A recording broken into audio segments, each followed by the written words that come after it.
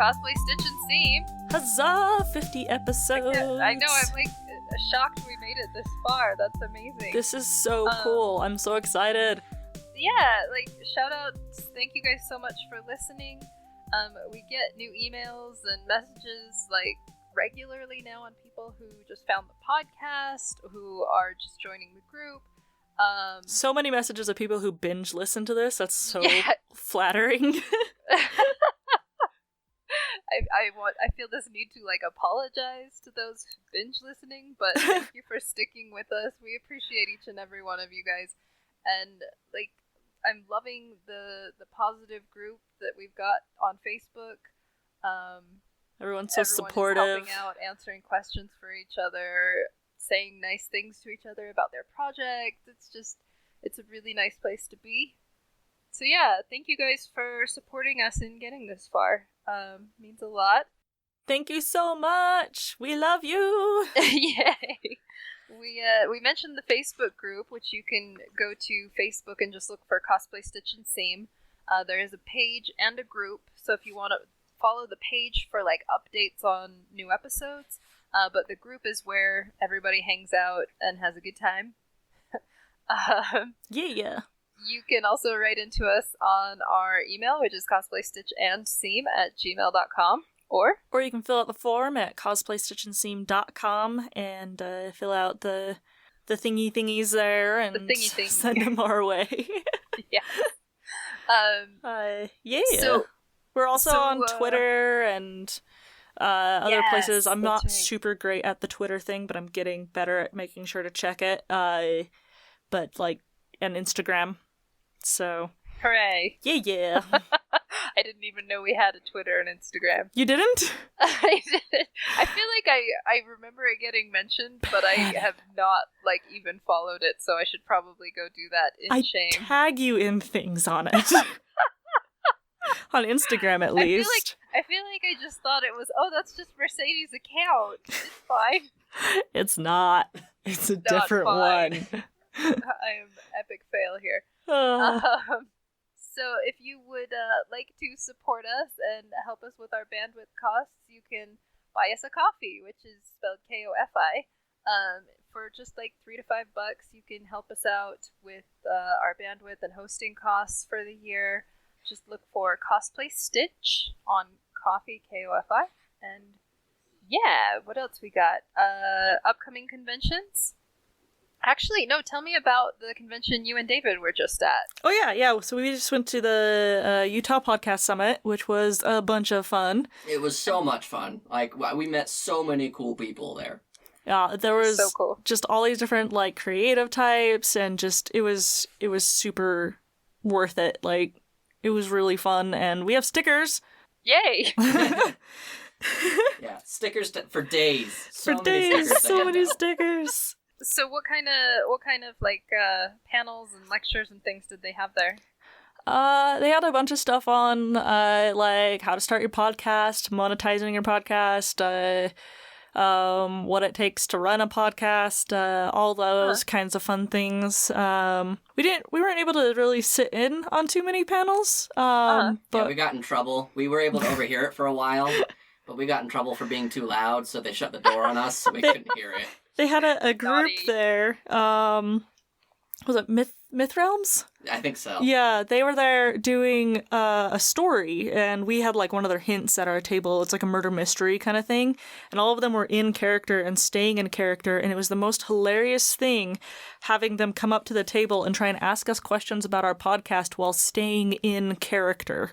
Oh dear. And they're all like these steampunk western kind of types, and it's just like, it was hilarious. Yeah. It's like, what's this thing in your hand? The cell phones, and just like, it was beautiful. It was beautiful.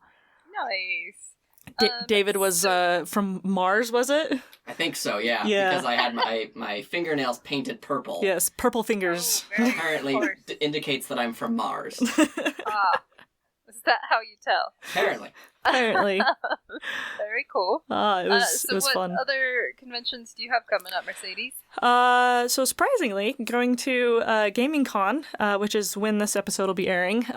So if you're listening to this and you're at Gaming Con, come find me. I'll be there for at least a couple hours each day, going and interviewing people and talking about cosplay, of course. Yay! Yeah. I applied for a press pass and it went through, and I was like, cool. Wow, that's awesome. Yeah, David will be there for a little bit too. So Hooray! yeah, if you see Gonna us, get say some hi. horror stories. Heck yes. Yes. So I will be at Anime Expo in just a couple of weeks, and I'm trying not to panic. I know, right? So if you'll be at Anime Expo, I know it's huge, and I know it's a really hard venue to catch people at, but I will have my portable mic there if you guys want to share your horror stories, if you guys want to share some fun stories, or if you just want to say hi. I'll be there competing in and talking to some of the other teams competing this year in the World Cosplay Summit. And then later this fall, I will actually be at Nandesukon in Colorado. Yeah. Nandatsukan. Yeah.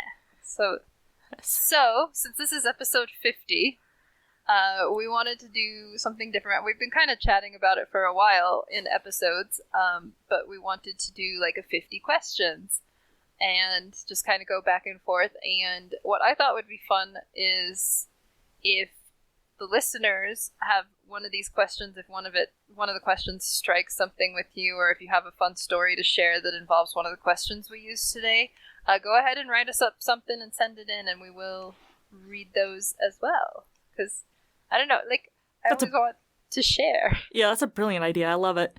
Yeah. Cool. But do we want to start with the 2 listener questions that came in? Yeah, let's do that. Okay, cool. Should I start with the long one or the short one? Yes. I'll start with the long one.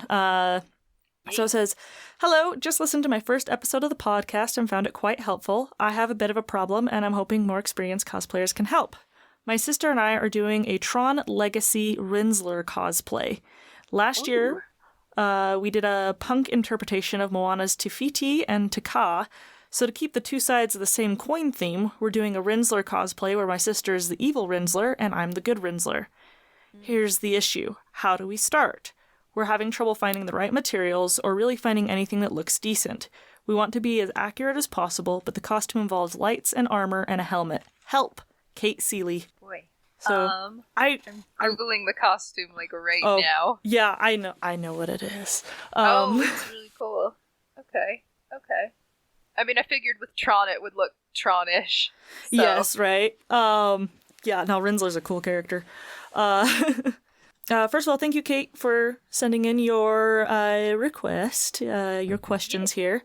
So Tron costumes, like, that is the big thing with getting started with those, is that they're kind of like form-fitted, but there's also lights in them, and, you know, the armor and the helmet. You know, Rinsler's got the helmet to disguise his face, and that can all be very, very tricky to kind of work your way around. My personal suggestions on where to start is to look up EL wire and EL tape, and that's the letters EL. I think it probably stands for electrical lighting. Yep. I was like, it's pretty easy to figure out. But EL tape is like EL wire, where it's like a wire that lights up and it's all even all throughout it. It's not like little tiny diodes or LEDs all the way down it. It's the string lights up. That's great for like the line details on the costume, and then for the flat thicker pieces, the EL tape comes into hand. It is expensive, but it looks so good. It looks really cool. People who've put those in their costumes, I'm just like, oh, I love it. I will say, if you use EL wire, make sure you're planning out what route you want the wire to take on your costume, because it's one continuous line. Yes. If you have to do several, like, you can do multiple lines, but it's a different array than if you just do one line of wire. Yeah. If you cut it, it doesn't work as well. Yeah. I've seen people like get around it by having the wire come in and out of the fabric, so it'll be behind the fabric in some parts, and it'll be in front of the fabric in other parts. That's really smart. Yeah. My own advice, let's see, would be to, if you can, invest in a serger, because if you're doing that stretch form-fitting kind of stuff, you will have a much easier time putting the fabrics together with a serger, or if you can't, look up techniques for sewing stretch fabrics, because odds are good you guys are going to want to make the suits out of something you can move easily in. If you don't have enough stretch, something that tight's going to be miserable. Yeah. Let's see. I would look into different bodysuit patterns. There's a few ones out on just easy to find on the market now. Yeah. If you I see a can, preference like, for all. get a body form of yourself, like you do like the duct tape dummies. Yeah. Those are really useful for creating something that fits you, and it can create that perfect fit. And also you can draw all over it, and you're like, oh, I want this line to go here and this thing to go there, and it's great for plotting on it. I just like drawing all over it and planning out my whole costume. Yeah. And looking like a crazed person drawing on, like my boobs. Yeah.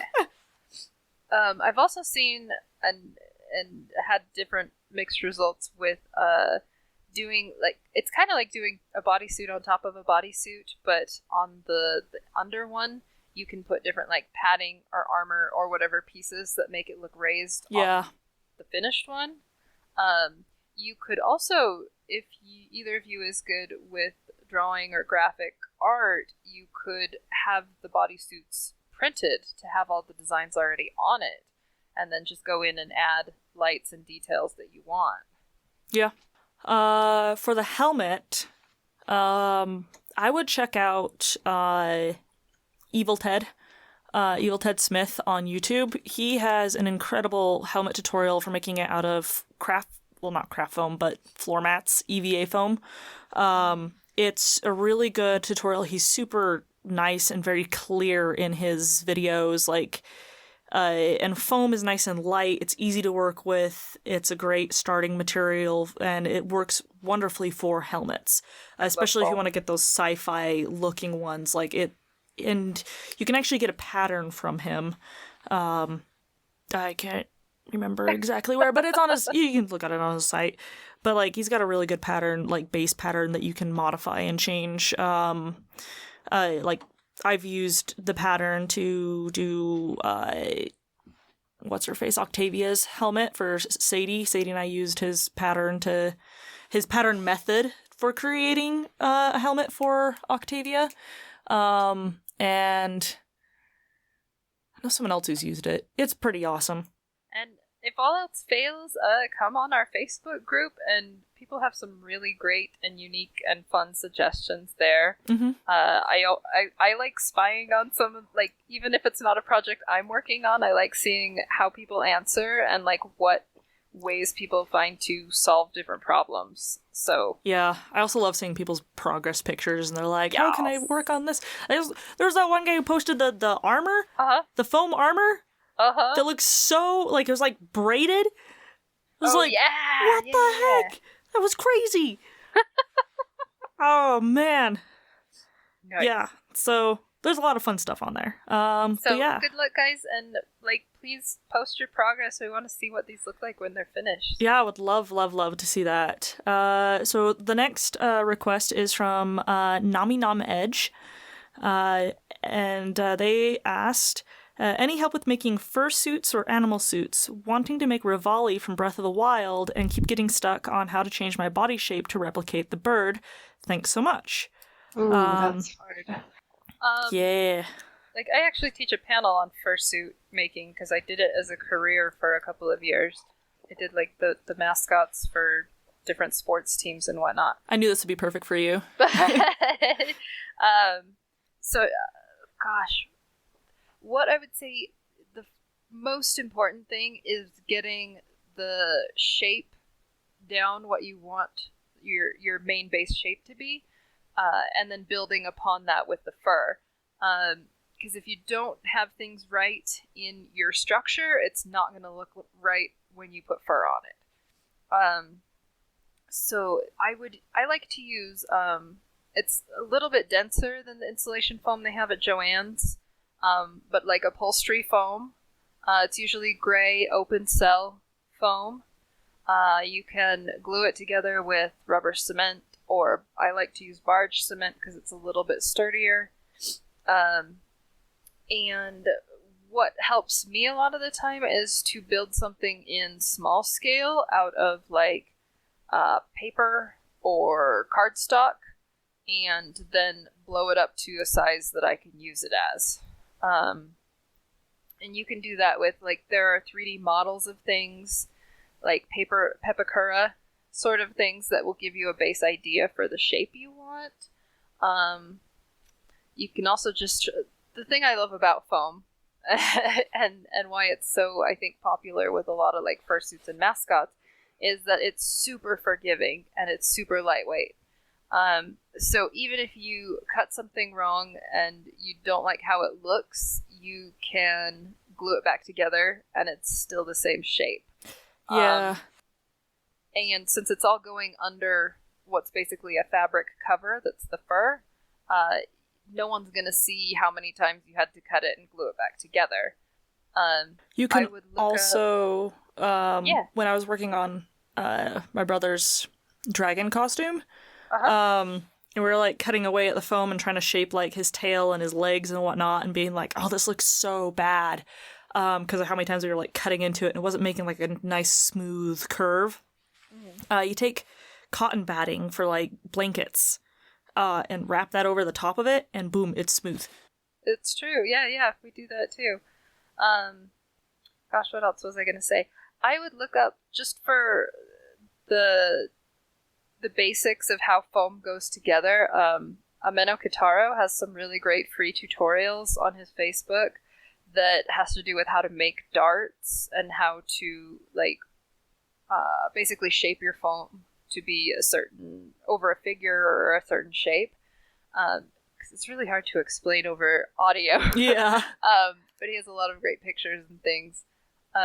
And if you have any like more specific questions as you go, feel free to like drop them in the Facebook group or send them to us, because totally love to help out with that.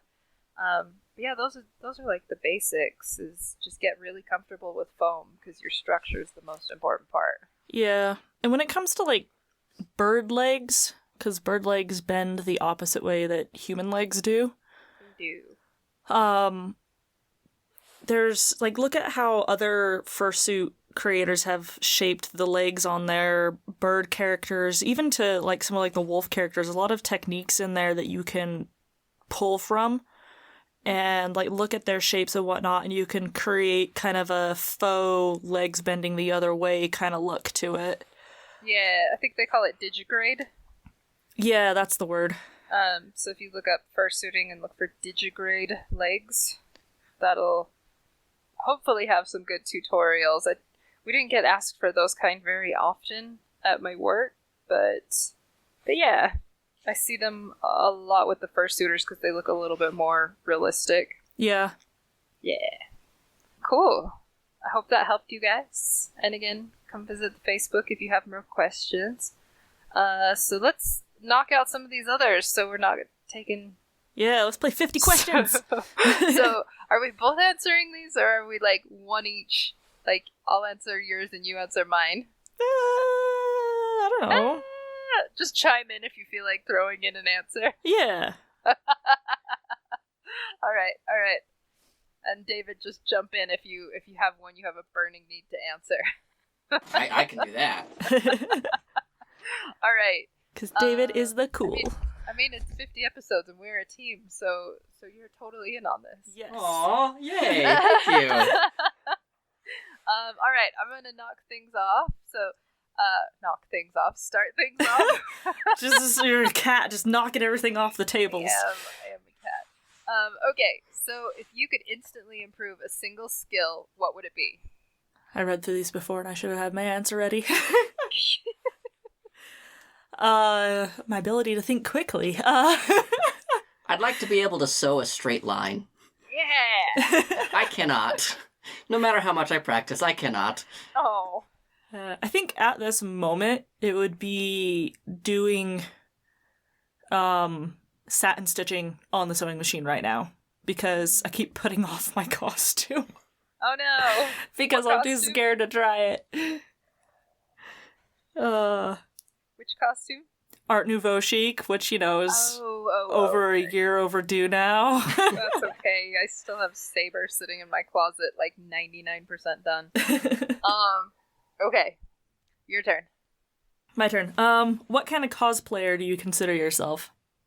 What kind? Yeah. Is that, like... I don't know. That's such a hard question, because I feel like I'm a jack of all trades. You're a jackalope! I am a jackalope.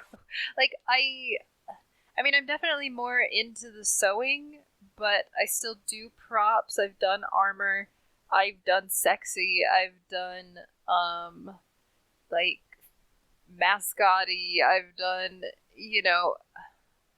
tutorials. I've done... What about, Shoto? Podcast. What? So what about Shoto? Or Shota, or whatever. The cutesy... You're cutesy cosplayer. You like cute characters. I would not use the term Shota for that. I don't know what the terms are. Don't judge me. There's a whole weeb audience out there that's like... I know, they're making fun of me. Okay, yep. Yep, I'm bad at this. No, it's okay. I don't know what it is. I'll tell you later. Thank you. Everyone's just cringing over me now. Oh gosh. No, I don't know. I really like the princessy dresses, but I feel like I started out as mostly crossplay. And I feel like that's still pretty true. Even though I still do princessy stuff, crossplay is just something I always enjoy, something I have a lot of fun doing, and I get way more intrigued by the costumes. So I guess that's it. Yeah. How about your happiest cosplay moment? Happiest cosplay moment. Oh, I have a great one for this one. Yeah? Do it. So I was doing pre-serum Captain America, and I had a shield that said "waiting for my super soldier serum," and I loved it. It was so much fun. I was walking around, and this girl walks up to me, and she goes, "Would you accept a button on the behalf of a charitable donation?" And I don't know who this person is. They just randomly spotted me, and I go, sure. And so she does the classic movie, put something in my hand and forces me to close it. And she leans in real close and she says, "Hail Hydra." And walks away, and I open my hand and it's a Hydra button. Oh, and she got you good. That was the best moment ever. That's amazing. That's amazing. Oh my gosh. I love that. I love that so much. Right, Mercedes. I don't know, there's so many good moments. It doesn't That's a have really to be good the one, top though. one, just the first one that comes to mind. It's not coming to mind. My brain is just recovering still from being super duper sick. Actually, okay, my sister's birthday. So Lexus has a birthday in October. And so it sometimes overlaps with Anime Bonsai. And so the one year that it did, we were all dressed from Pandora Hearts and decided to have an unbirthday party in honor of her birthday. And so we got cupcakes. Aww. And, we all went outside, and, we were sitting there eating cupcakes and, inviting random people over. I had a whole, mini cake for just her. And it was so much fun, and we were just inviting random people to come and have cupcakes and Oh my gosh. join in. We're just tell the birthday girl happy birthday. And she was dressed as Sharon from the series, so she was just playing up her Sharon persona, and it was hilarious. It was so much fun. So cute. Oh my gosh. Yeah, everyone thought she was 12. I think she was turning 16. She's so little though. I know. She's gonna burn me for mentioning that on here. Yeah. My question, that's right. There you go. I was focus. My question. Is cosplay a hobby you see yourself still doing in 10 years? Oh gosh. I mean, seeing as I think I'm hitting my 20th year this year doing cosplay. You're so I amazing. want to say that yeah, 10 years down the line, I'll probably still be doing, like, I don't know that I'll always be doing it as intensely as I am now or a few years ago, etc. Um, but it's something I have fun doing. It's something that, like, helps me. It's a creative outlet, and as long as I still have passion for it, I want to keep doing it. I don't think age is a factor or time is a factor.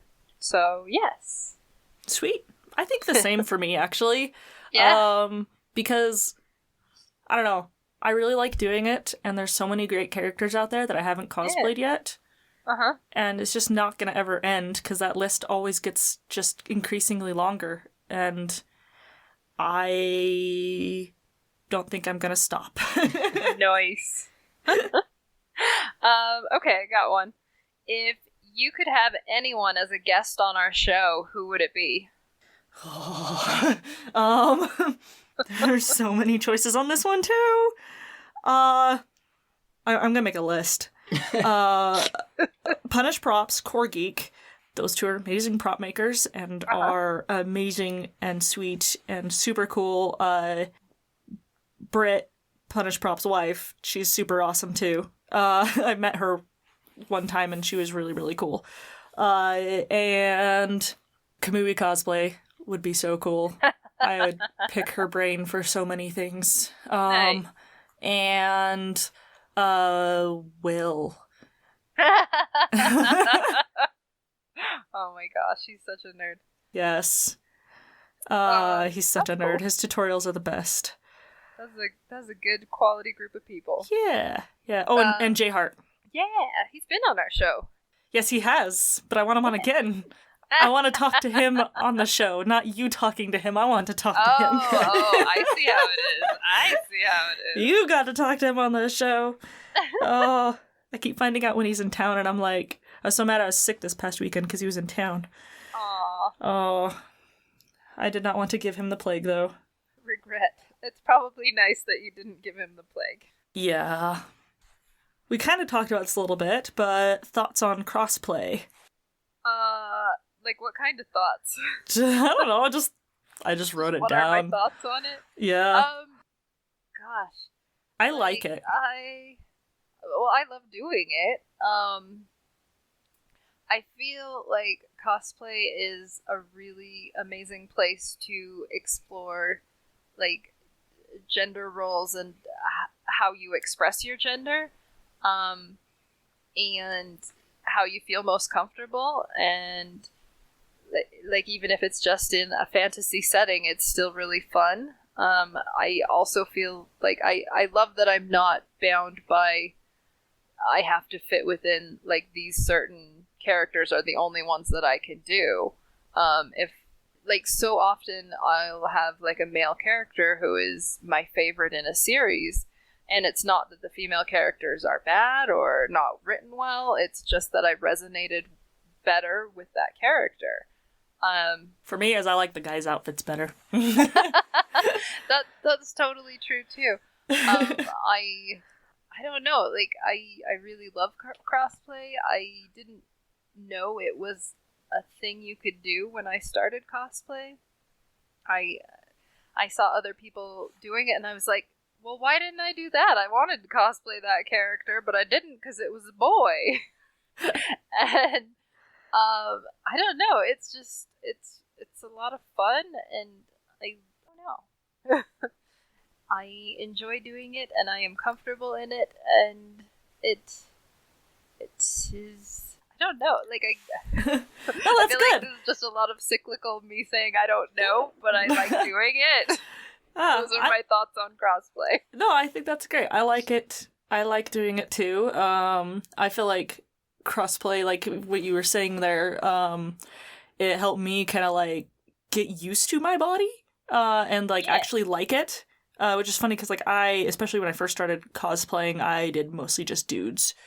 And it's because like getting into cosplay and whatnot, I could just be not me.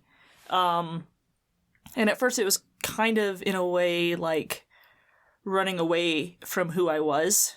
And then eventually accepting who I am. And now I do both and I don't care. And I love it.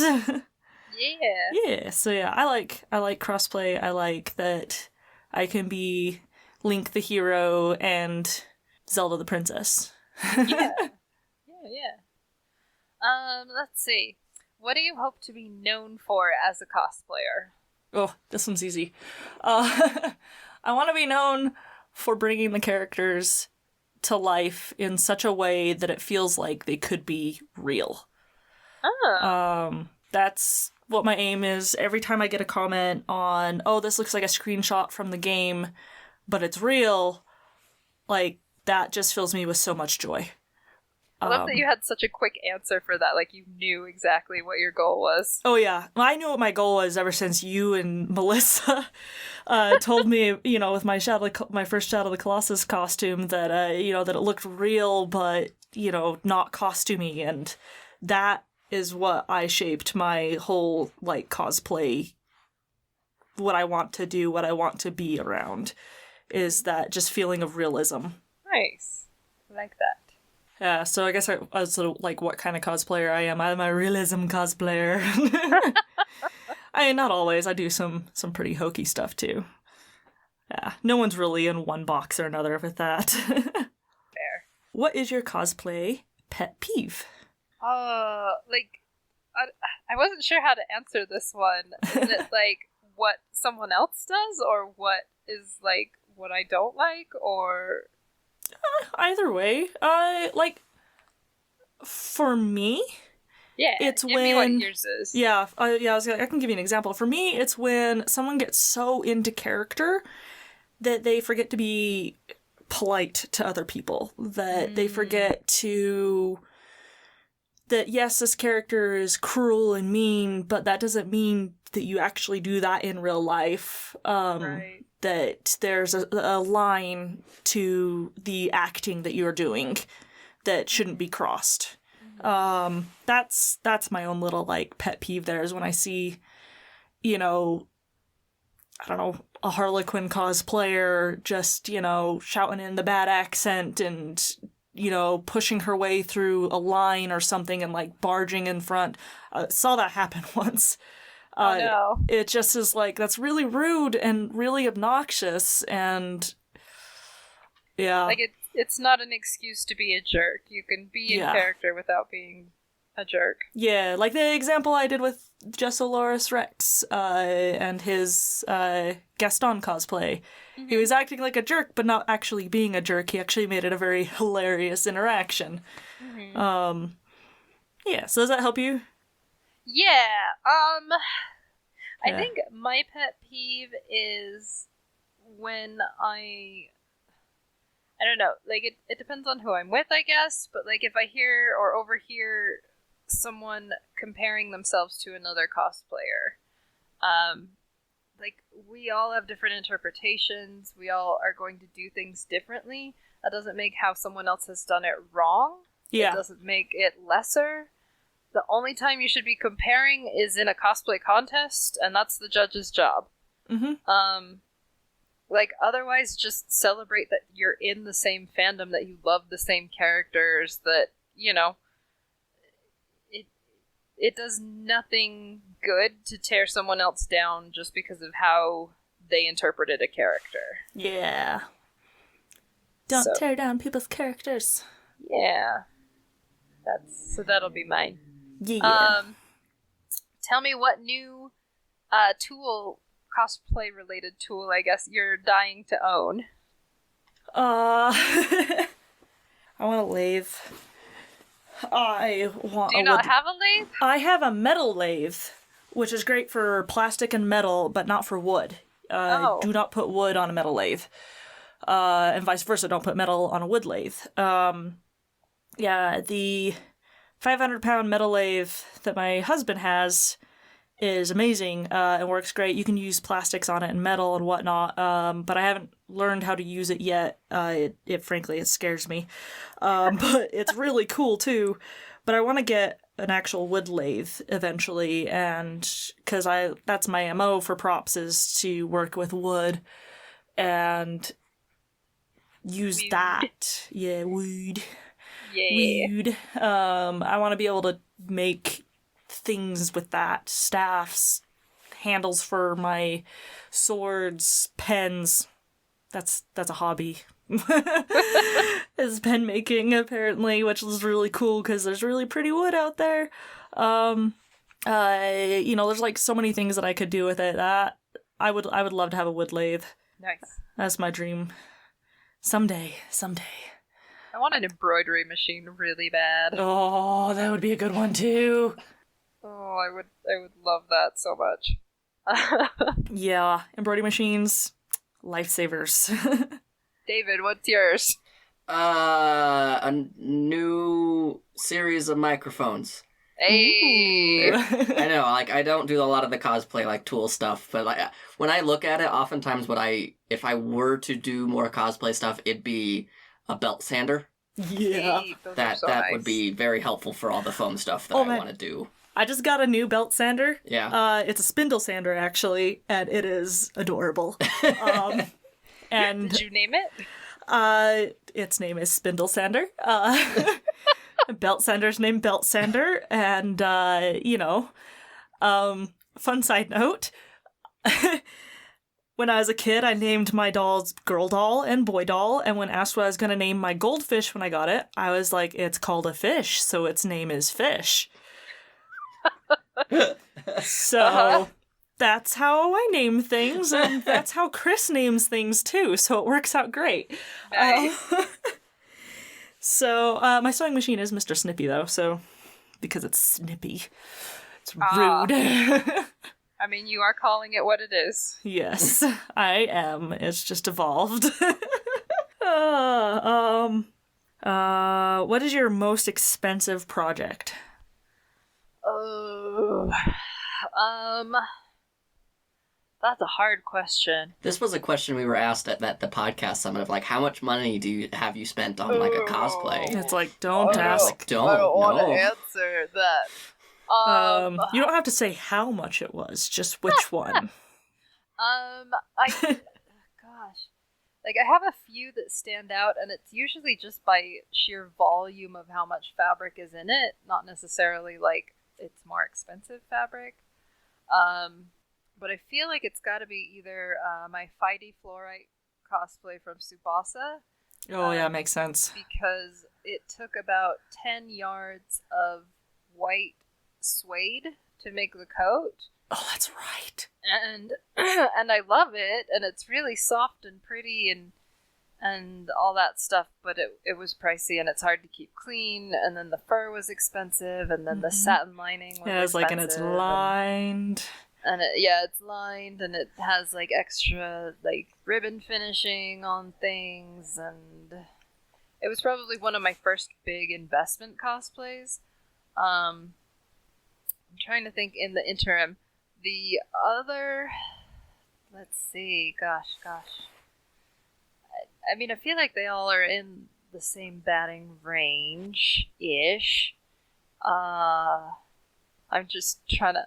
Maybe, like, Lana from Hyrule Warriors. Yeah, that one as well. She uses just so many different mediums. So she has, like, foam crafting and jewels and lots of fabric and props and wigs and all, just a lot of things. So a lot went into it, and it felt like every time I picked up that project there was something tiny I had to buy and add to it. Yeah. So probably one of those. I'm gonna say Aloy for mine. Oh yeah? Yeah, I wanted to make her perfect and bought a bunch of leather and recut and cut and two lace fronts, because I ruined one of them. Never dyeing a wig on my own again. Never ever. Yeah, that one cost me a lot. Like, I tried to keep track, buddy. and once it hit the $500 mark, I stopped. Oh. I stopped keeping think track. about it anymore, and you're just like, I can't. I don't want to. Yeah. It also has custom printed micro suede. Oh, yeah. Yeah, I used every last bit of that. I'm so glad that I bought what I did for it because I used every last inch. I think there's maybe a 5-inch by 5-inch piece that I didn't. And yeah, because I pleated it. By the way, pleating microsuede, don't do it. It's stupid. Gross. Turned my machine purple because of the dye. On the topic of spending lots of money, what's the furthest you've ever traveled for cosplay? So I'm in Utah. So the farthest I've gone is LA. Not super far. But that is the farthest that I have traveled for cosplay. Is Nice. Anime Los Angeles. Nice, nice. How about you? Oh, that's a dumb question. Probably Japan. Yeah, I was like, wait, I know the answer. The other side of the globe, so I think miles-wise, it's the furthest. Yeah. What's your least expensive project? What was your most budget cosplay? My most budget cosplay. I feel like I did a lot more of that in my younger days than I do now. Yeah. It's because you're too talented. You know what? I know what it is. It was Izumi from Full Moon Osagashite, which is an old manga anime. It's not that old, but, oldish. Yeah. But he basically wears, like, a button-up shirt with a tie and a hat that has puppy ears on it. I know this one. I dyed the shirt that I already had, and I already had a vest and slacks in my closet, and I had a blonde wig already because I cosplay a ton of blonde characters, and all I had to do was make the little puppy hat, and I just made it from black fabric scraps I had lying around, and ta-da! Nice. So I think the whole thing was like $5. That's How about pretty you? dang cheap. Yeah. My cheapest one, probably is that first version of Wander. Oh, wow. I did have to buy the wig, but all the materials in it, except for the tabard, were all materials that I already had at home. Nice. So it was just like one of my grandmothers at the time gave me a bunch of scrap fabric from an upholstery place that I think she worked for. But she always had all these scraps and whatnot, so I just kind of went through that and found all the pieces that I need and just had to barely buy anything. So I spent like $30 tops. Sweet. 40 because the wig. $40 tops on all that. So yeah, Pretty good. not too bad. Oh yeah, and all the leather pieces on that. Sadie found at a yard sale. And I had suede for days, because she found a huge stack of it and talked the person down to $20 for the whole thing. Oh. So yeah, it was awesome. All right, boom. What's your favorite cosplay contest to enter? Favorite cosplay contest to enter? Oh, that's tough. Oh, Well, the next question is, what's your favorite to watch? So, that's also hard. just so you're pre-thinking of it. All right. So Anime Bonsai, because it's near and dear to my heart, and I love how much that contest has evolved and grown over the years. But I also super enjoyed Denver Pop Culture Con's contest, because I got 10 minutes with the judges. That was awesome, and they were also really, really nice, and very fun. But I gotta say Anime Los Angeles is my favorite. Mm-hmm. Because you can coordinate the lighting, you can do a rehearsal beforehand. They're serious about, everything at that contest. You can, with the rehearsal beforehand, you can plot things out on the stage and be like, hey, could we have the lighting do this? And they'll do it. And they're very, awesome with the music and the audio, and if you mess up, they let you start over again. Incredible. Yeah, I gotta say Anime Los Angeles is the favorite one that I've ever entered. Nice. What about you? Oh, me? Yeah, you've entered a lot more than I have. Oh gosh. You're putting me on the spot. I am. I do really like Anime Los Angeles, but I feel like I can't say that one without it being oddly self-serving now. Because I help staff it. Yeah. But my next one would be... You know what? I really liked... I didn't get to compete in this one, but I just liked how it was run. I really liked Saboten, which was in Arizona. And I just really liked the format. The contestants were really supportive of each other. There weren't a lot of awards, but you could tell that they meant a lot to the people who won. Oh, that's and awesome. Almost everybody stayed till the end of the awards because they were genuinely excited for who had won. Aww. And I just thought that was really cool. Good supportive crowd. I like that. Yeah. All right. What is your favorite prop and why? Favorite prop? I think my favorite one was the one I made for Fidey Fluorite. That staff was so pretty. He has a big staff gold crystal thing that he has for like the first episode of the anime, and then he gives it to the Time Witch, and he has it no more. Yeah. But it looks so pretty in the art that I had to make it.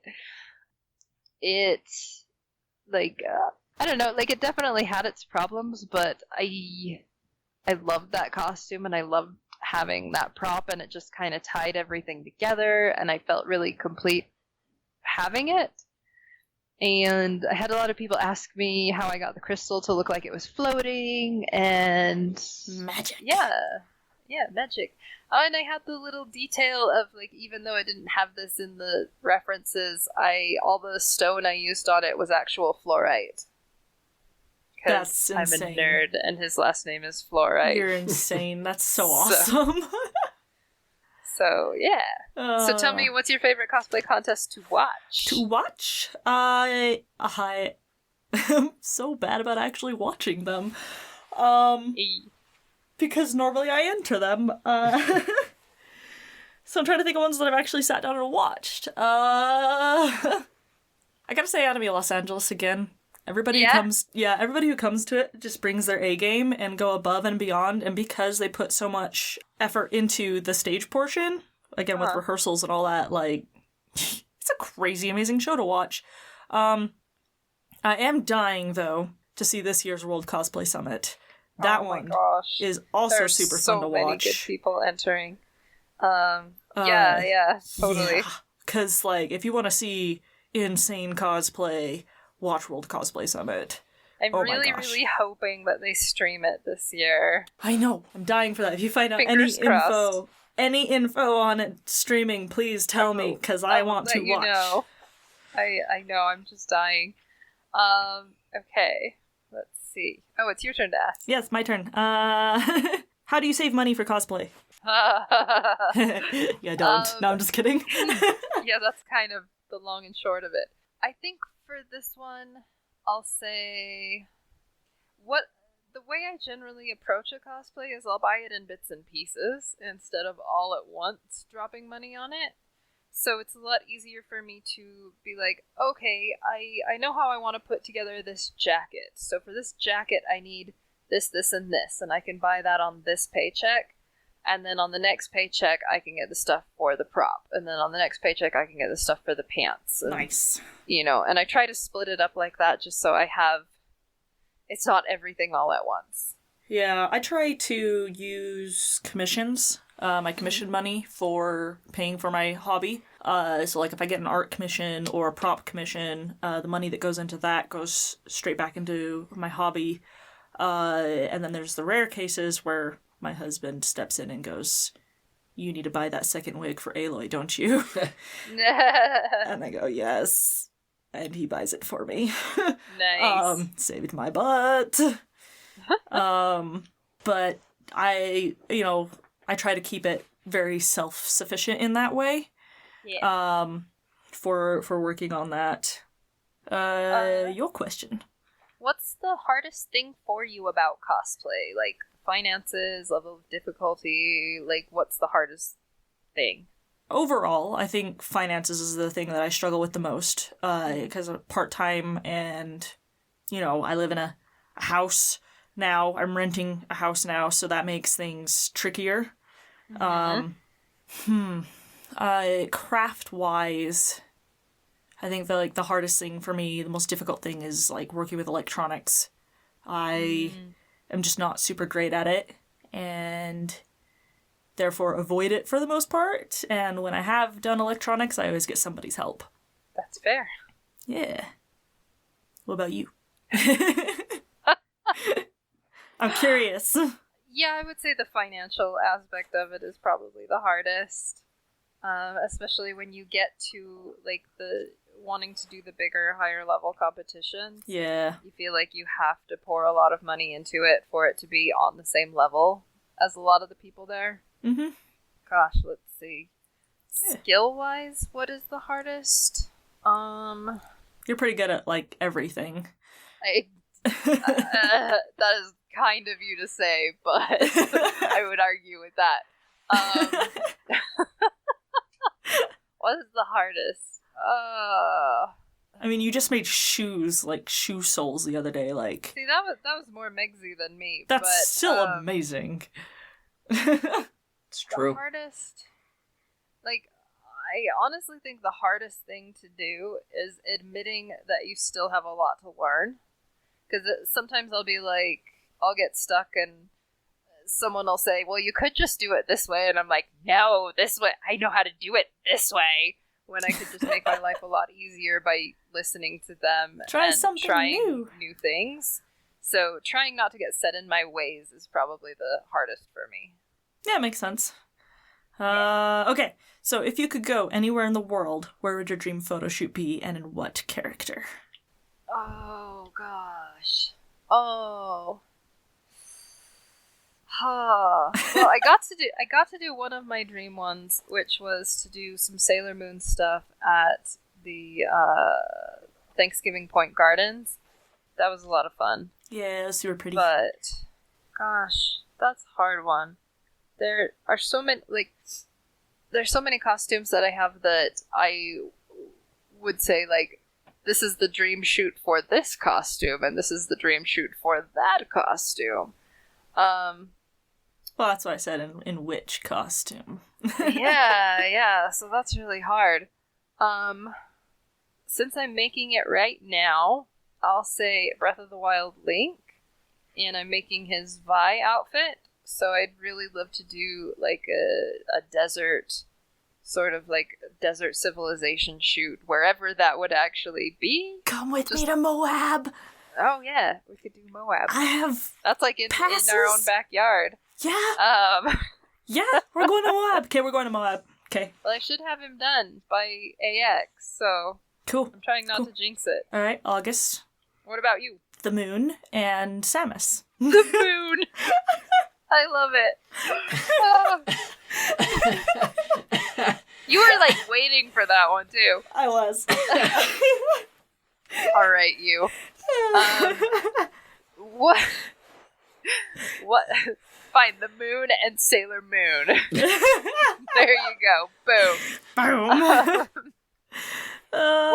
What cosplay do you have the greatest emotional attachment to, and why?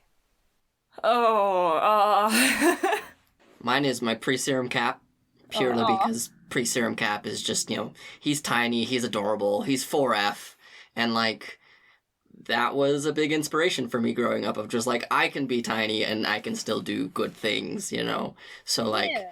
when I was walking around and people were really enjoying that aspect of the cosplay, it was they could relate in that moment of oh my gosh, you're such, you look just like, pre-serum Cap, and that's fantastic. And it was just a moment of I really connected with this idea of wanting to be bigger, wanting to be grander with my cosplay even. And it was something that I just was able to accept who I was in the moment, and it was really great. Aww. I like that. That's awesome. You're supposed to think of the answer while I know, while you're chatting. I'm chatting. Come on. You're just so enthralling. Oh, yes, thank you. Yes, you are. I gotta say, probably Xerxes Break. Because he was one of the first cosplays that I did, and I always enjoy getting back into that costume.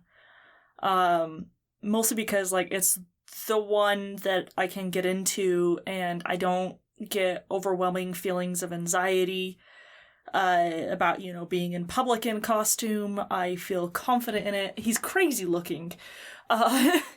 And it's fine, because I get to be him and not me.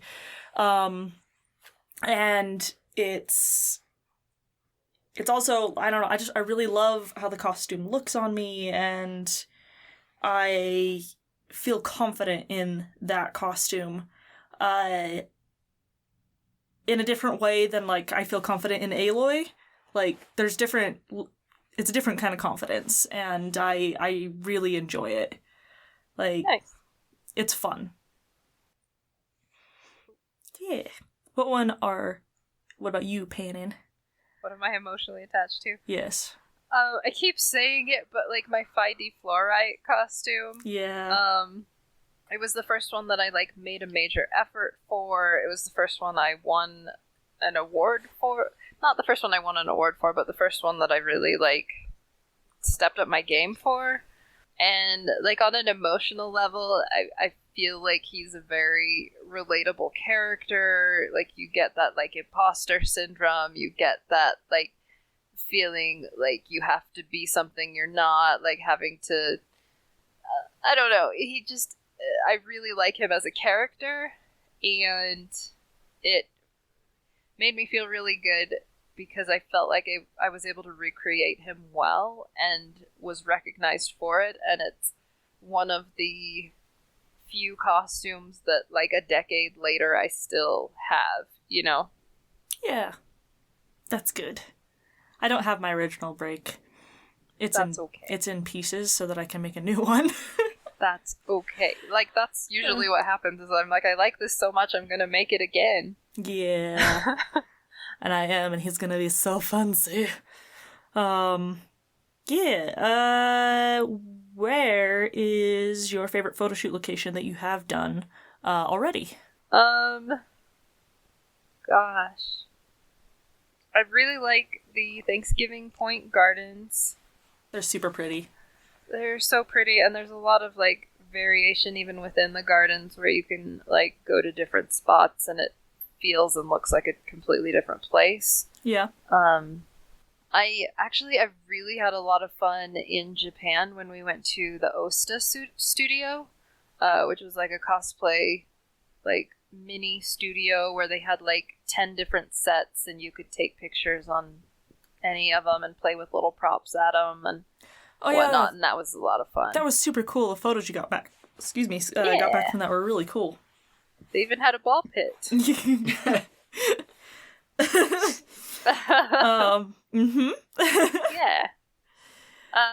Let's see. I'm gonna say, what failure have you learned the most from? The one where I cut my thumb. And what did you learn? Don't get in a groove, and always be aware where your fingers are when you're around sharp moving objects. That's a good one. I think that's really the biggest one, because, it left a mark on me, literally.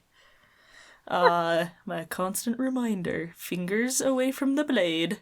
That thing took a chunk out of me, too. Those blades, they, like, they bite. Poor fingers. Yeah. If you were to simplify the creation process to a few steps, what would they be?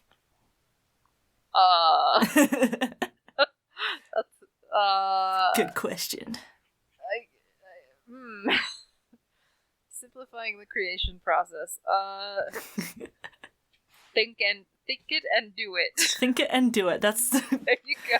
That's super simplified. Oh my gosh. Like, did you want less of a breakdown than that? I mean, I think that's as broken down as you get it. There, I've got my thing I want to put on a ribbon now. Think it and do it. Think it and do it. Yeah. I want that ribbon. Goodness. Yeah. Oh, yeah. I think what I would say is research, Yes. planning, and then doing it. Cool. So I have just one more step than yours. Just gotta one-up me. Yeah. Alright.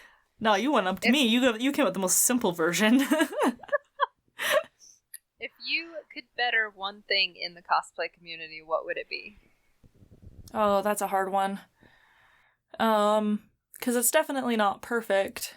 I like to think that with our group and with this podcast, that promoting the positive aspects, the being constructive, being helpful, being everybody pulling each other up is something more that we can do in the community.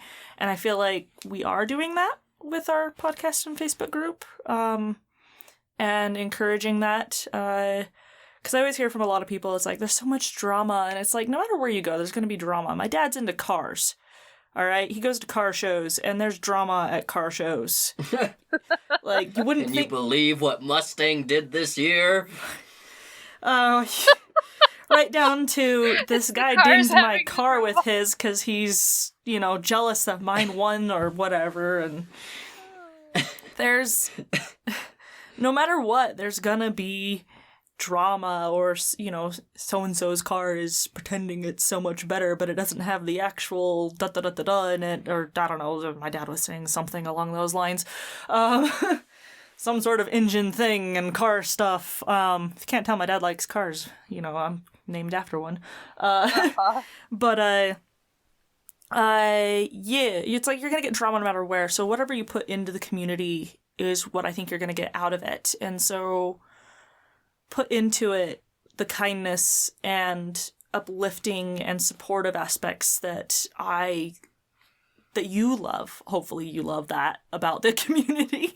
And put that into it, and that's what you should be getting out of it. Drama will still happen, but you can work your way around it and keep those close that support that. So yeah, I think that's nice.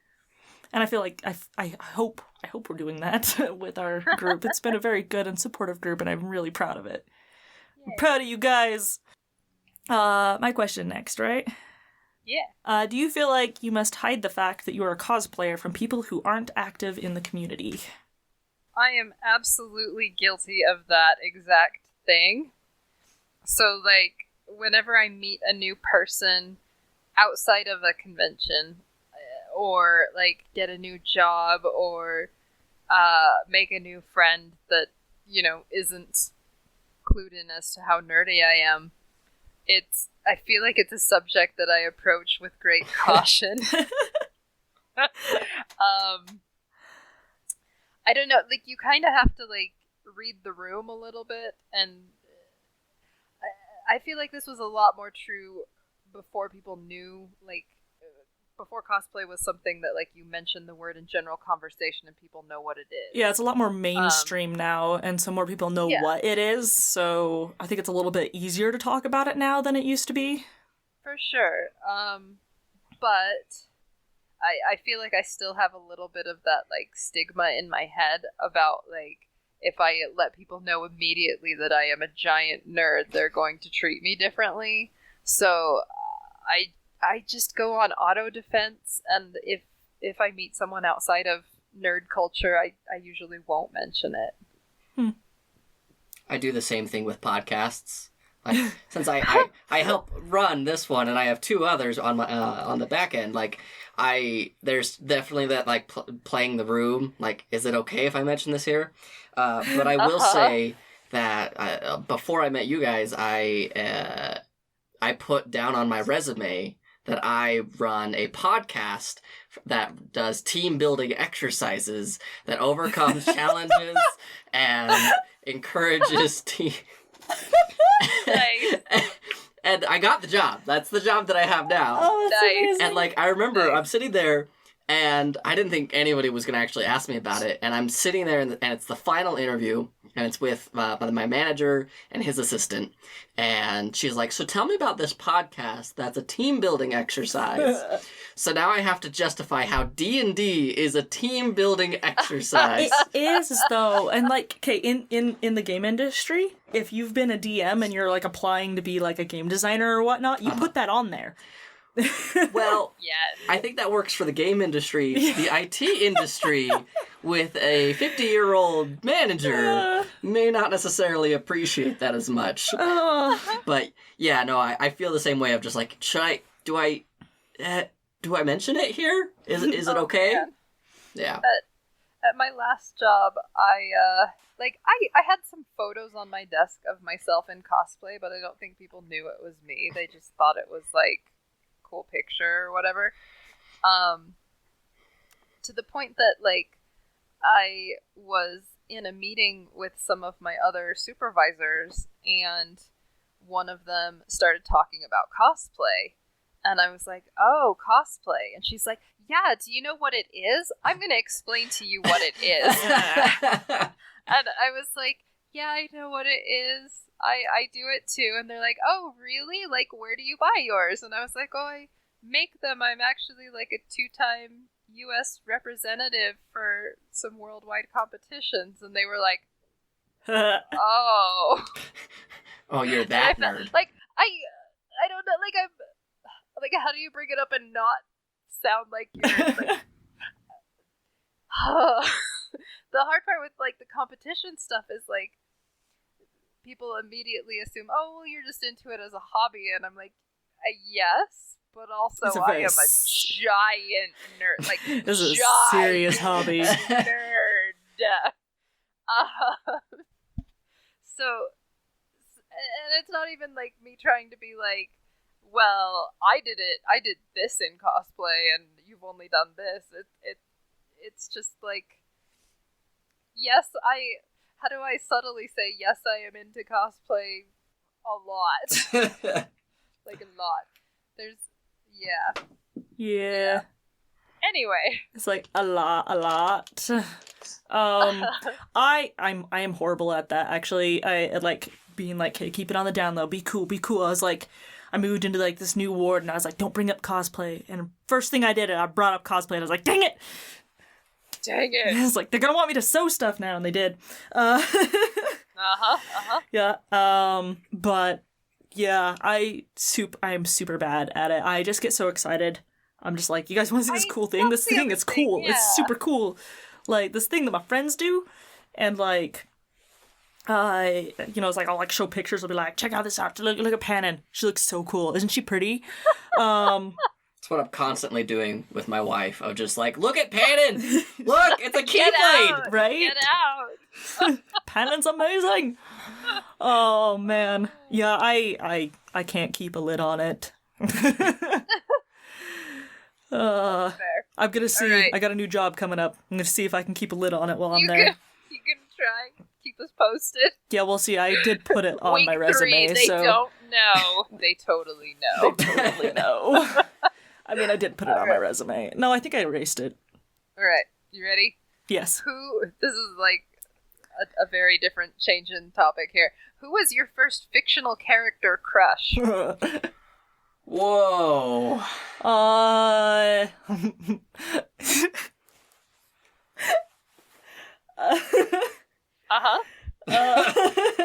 Yeah, all this is staying in. Oh, which one? Which one was actually first?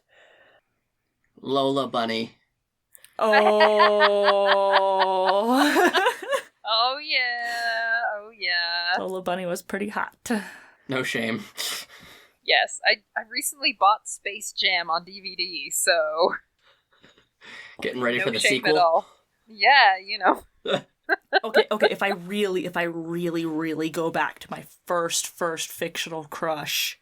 Oh no. Kindergarten. Goliath from Gargoyles. Oh wow. He was my boyfriend. Oh wow. He was your boy. Yes. When I'd sit at lunch at school, I'd pretend that he was there eating with me. Oh. I loved him. Oh. Oh gosh, that explains so much. Oh, Big guy. Big burly guy. Yep. Oh my gosh. All right. Hence all my D&D characters. All right. I have a new thing to talk to my therapist about. All right, Panna, you spill the beans. Oh, what? No. Spill the beans. Gosh. See, the first I can think of, the first one I had posters on my wall of, I feel like it was a tie because I was watching Sailor Moon and Dragon Ball Z at the same time. So it was Tuxedo Mask and Trunks from Dragon Ball Z. I was so into Trunks because he looked just like Nick Carter from the Backstreet Boys. Oh my He had that God! stupid 90s Right? bowl haircut, and I loved it so much. Oh, I need to ask my sister Rihanna. I think that was her same garbage. exact reasoning. Because I know she Anyway. liked Trunks. Also, he had the purple. Yeah. Wonderful. What's your most comfortable Oh no, wait. Who do you admire most in the cosplay community? Sorry, I skipped questions there. Oh, that was a good question. Oh, let's see. I feel like I needed to break the intensity a little. So, let's see. So speaking of things that we have crushes on, who do you admire most Oh boy. in the Oh cosplay boy. community? It's like that, is it? I always have a hard time with this one. I feel like I get asked this one a lot. Yeah, it's like But- there's so many people to admire. There are a lot of good people, and I almost hate the word admire because I don't want to put them on a pedestal. Oops, let me go dust those off. No, just kidding. Yeah. I think of it more as who would I love to be friends with, or who Yeah, okay. Who would you love? tutorials do I automatically go to? Who would you Or love to be who- friends with? Who would I love? This is embarrassing. Do it. Do it. Gosh. I know my answer. Especially if you do it, who would you want to be friends with? Gosh. So I feel like I will get some conflicting responses with this one, but I actually have a lot of respect for Yaya Han. She's I so think- cool. She has done a ton for the cosplay community. I love that she has built herself, her brand, she started this from nothing and made it into her name is a brand now. And she's a very sweet, nice person. She continues to practice her art years later, and still brings stunning works again and again. She's amazing. I admire her. Yeah, I look at the cosplay community a decade ago, and we didn't have access to character specific patterns. We didn't have access to textured fabrics. We didn't have access to recently EVA foam in the fabric store. Yeah, and now she's here, boom. And yeah, it's done for profit because she's runs a making money business. off of it. But Yeah. I think I really admire that she's been able to make a business. And yeah, sometimes you can find products that are similar for cheaper. You can find you can find just about anything anywhere You can't cheaper. say that she hasn't but- helped with the explosion of cosplay. Exactly. So She is a wonderful cosplay enabler. yeah, think what you will about her as a person, but I really admire what she has done. Yeah. Yeah. I'd want to be friends with Will. Every single post of his, also his leatherworking, I need to just go and just chat. Oh, for his leather is days so good. on end. Oh my gosh, the behemoth that he made was. Oh. And what he's working on now, his Monster Hunter thing. Oh my gosh. Yes, the gigantic sword. Will Wiru on Facebook. Ameno Kitaro. There you go. Ameno Kitaro. There we go. He's awesome. I want to be friends with Famous Ralph, and Lightning Cosplay. Oh, They are some beautiful people, and every time I open up Instagram, I was like, "What do you have for me, you beautiful Germans?" Yes. And they have like this team that they work with, and like they're constantly sharing cute videos of cats and progress pictures and everything, and it's just like, you guys are so cool. I just want to meet you and be your friends and just hang out under your porch and just watch you guys go, because you're gorgeous. I love Lightning cosplay too. She's so amazing. All right. Okay. What is an anime, game, movie, etc. that you just could not get into? Black Butler. That's one, yeah. Yeah, I tried. Not very hard. Okay. But did you watch the anime or read the manga first? I watched the anime first, and it was the bad Cockney accents that put me out of it. Oh, no. See, I came from the manga, and I still enjoy the manga. It's gone some weird places, but I still like the manga, and I have not actually seen hardly any of the anime. See, I didn't start with either. The fandom kind of killed it for me, and so that's why I never could get into it. That's fair. Because I was just like, yeah, I don't know what this is, and I don't know if I will try, even though everyone's like, do it, do it, do it. I didn't. Fair. So I think it's because of the whole Pandora Hearts thing. People are like, oh, you like Pandora Hearts? Here's something kind of like Pandora Hearts. Yeah. Yep.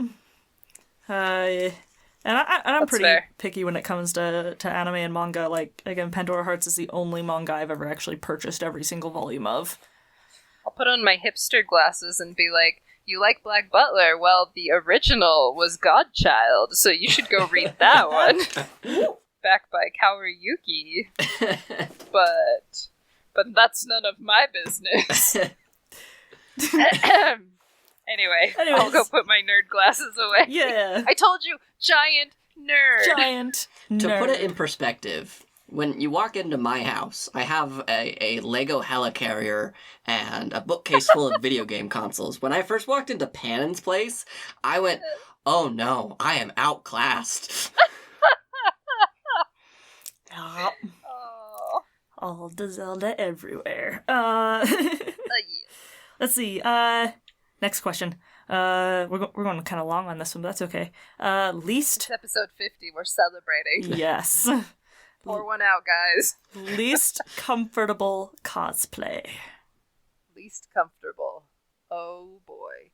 I can unequivocally say it was Yue from Cardcaptor Sakura, because I built his wing harness wrong, Oh no. and it hurt me the entire day that I wore it.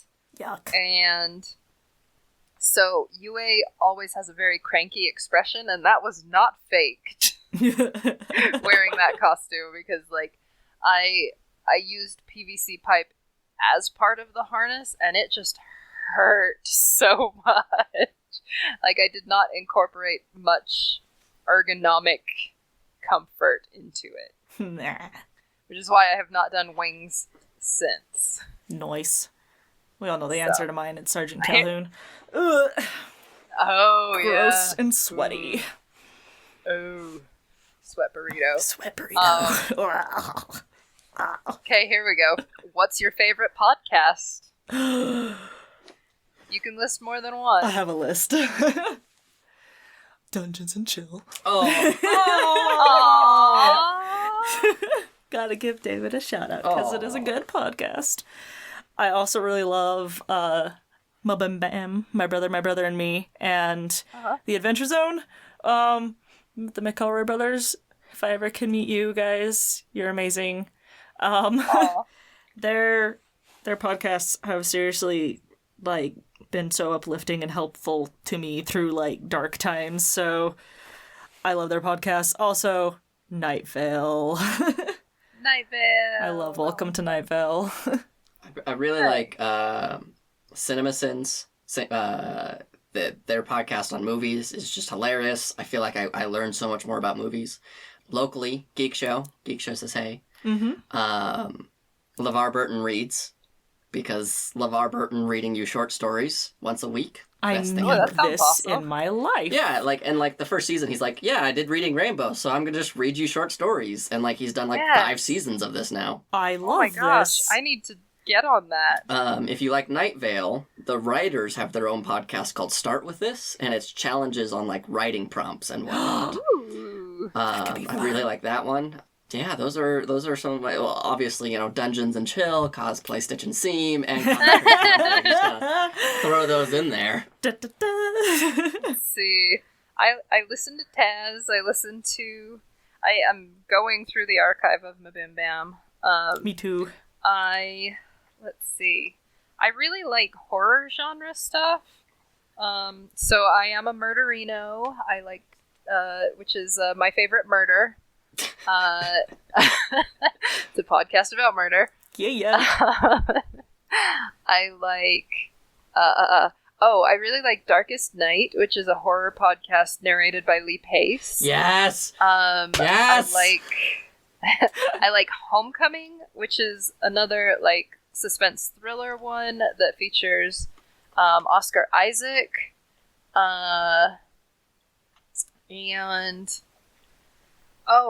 One of my favorite, well, I listened to Night Vale and got into it because of that, but the guy who plays Carlos has a podcast called Conversations with People Who Hate Me. He's a really great, like, mediator in, like, really intense conversations or, like, difficult conversations.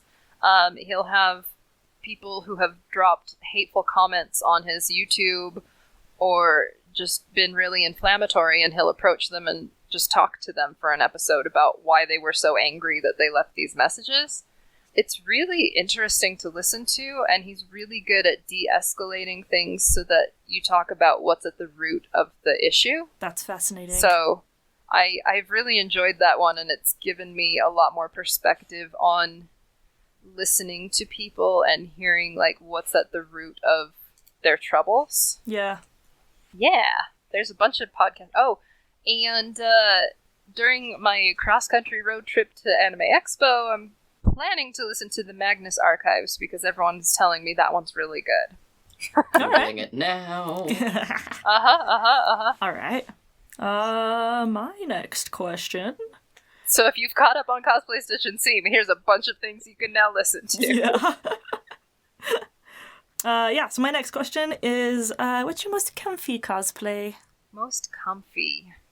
Oh, you know what? Recently I did Rantaro Amami from Danganronpa V3. Ooh. And it's literally a pair of, like, stretch khakis with an oversized t-shirt and, like, some bracelets, and it's super comfy.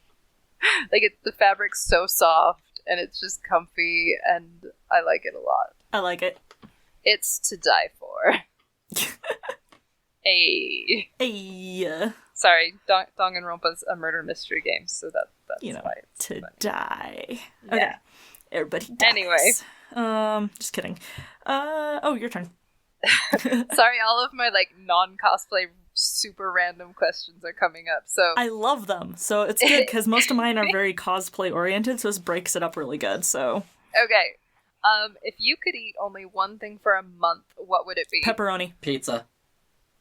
Wow. You guys, like, completed each other's sandwiches. Wow. Pepperoni pizza is good too, yes. No, well, like, pizza in general can be so varied. Like, you can have so many different types of pizza, and I don't feel like you would get sick of pizza in a month. Pepperoni by itself, I would get sick of. I probably would get sick of it, but I freaking love pepperoni. I worked at a pizza place and got in trouble with pepperoni. Can I tell you a secret, David? Okay.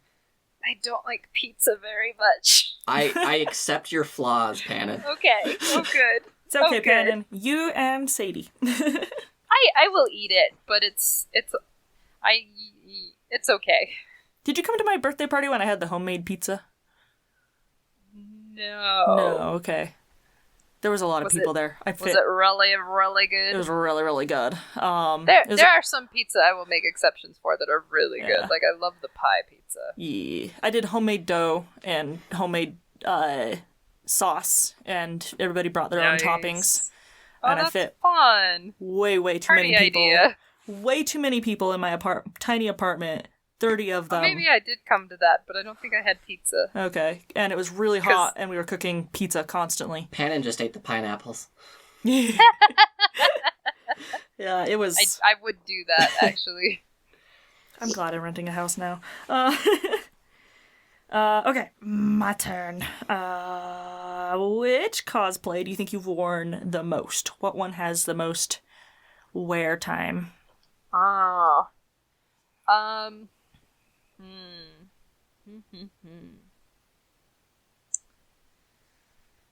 would say either Fi, because I still wear him occasionally, and it's an old costume. Yeah. Or my Ordon Link from Twilight Princess. I really like that one. It's just like a go-to because it has like a lot of cute little details, and it's comfy. But it's also really comfy and easy to wear, and it's not too hot. Yeah. So I will default to. I mean, I could just say Link in general because Link is almost always something I am cosplaying. Yeah. It's funny you mentioned Ordon Link because Ordon Link was actually one of my real popular ones that I wore all the time because he's so comfortable. But it's so comfy. He is now owned by Lexus. Aw. Alright. What's the best piece of advice you've ever been given? To not be afraid of doing. To not be... And this was given to me not just, like, for cosplay. This was just given me for general life stuff. Was to not be afraid to do the thing. That it's gonna be okay and everyone else is scared too. Yeah, a little bit of advice given to me by...